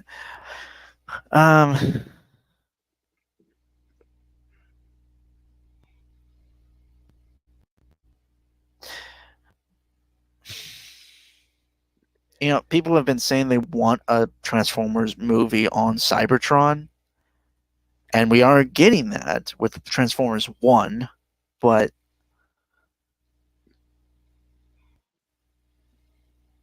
yeah, I don't think this is what anyone asked for. No, not really. Also, I know Dragon Turtle is gonna bust my balls for this, and I am prepared. I am wearing the metaphorical comedy cup. But when I have heard people say they want a Transformers movie set on Cybertron, they mean a live action CGI one like Bumblebee or the Bayformers. That's okay. I'm gonna ignore the Bayformers, but that technically wouldn't be live action. That'd just be CGI.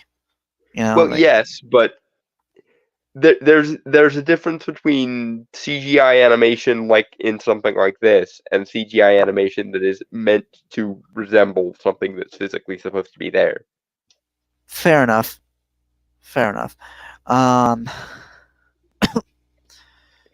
Yeah, I know. I prepared myself. I put on the metaphorical comedy cup. Yeah. Yeah. Although it's nice to see the Quintessons be given some proper screen time, because mostly that's been in the TV shows, like the cartoons and shit.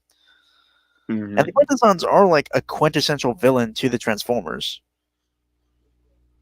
Do you realize the joke you just made, or the pun? Quintessons, quintessential. Okay. Okay, just as long as you noticed it, because I was like, if he didn't notice it, I'm gonna bust his balls for not noticing it. God damn it! As I said, I didn't notice it. As I said, but when you reminded me, and yeah, okay. It would be like War for or Fall of Cybertron, an epic war story. Then it would be great. Yeah, no, those are actually like really good games. Yeah, like why can we never actually see a like war movie but with the Autobots and Decepticons? That would be cool. Actually, I think there are some short films on YouTube who have done that, like both the stop motion and CGI animated. Right, but on the same by the same token, why is it that people who know what they're supposed to be doing aren't given the resources of Hollywood, and people who don't know what they're doing are given the resources of Hollywood? flip the coin, and also the universe is a bastard sometimes. Yeah. Well, unfortunately, we're gonna have to hold off the Velma trailer for next week. Oh gods. Yeah, season 2 trailer came out 6 days ago. Oh no. You wanted us to cover the first one, so we're seeing it through, motherfucker. No, I know. It's just like one of those. Like I had heard that the poster came out, but I didn't know that they had already gotten. I didn't know they were already far enough in to release a trailer. But you have no one to Although, blame yourself because you wanted to torment us with it. no, I know. No, I would have requested we covered it. I just didn't know that it was already out. I happened to see it like per chance when I was just watching YouTube randomly. I saw it there 6 days ago, so that would have been Monday. Yeah, Huh. And it's weird. I didn't see anyone talking about it. because I know the poster came out at CinemaCon.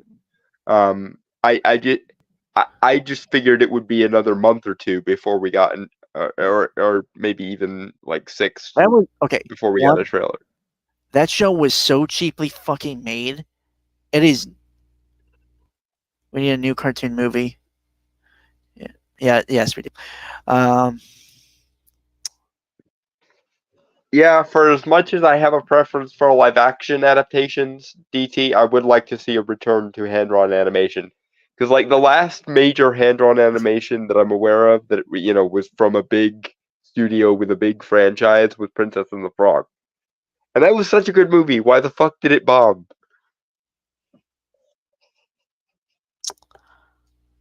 I honestly couldn't answer that because it came out. I was super young at the time, and I didn't watch it in theater mainly because I had like. Fuck you, Chrononaut. Chrono, you get a boot to the head. I Um, haven't dusted off that reference in a while, but there are things that cannot be borne. And But, anytime you invoke the specter of Gabby Rivera, you will be treated like you just said Bloody Mary in a mirror 3 times. Boot to the head. but hey, Go it to the is good. corner. It's good to see you, Corona. It's been a minute, so yeah, it is 11:30, and I mean I'm probably gonna still be up for a bit, so, but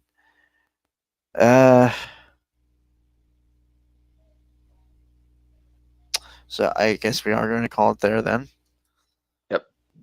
All right. With that, folks, I want to say goodbye, adios, aloha, auf Wiedersehen, sayonara, peace, cheers, and Shalom and fuck off.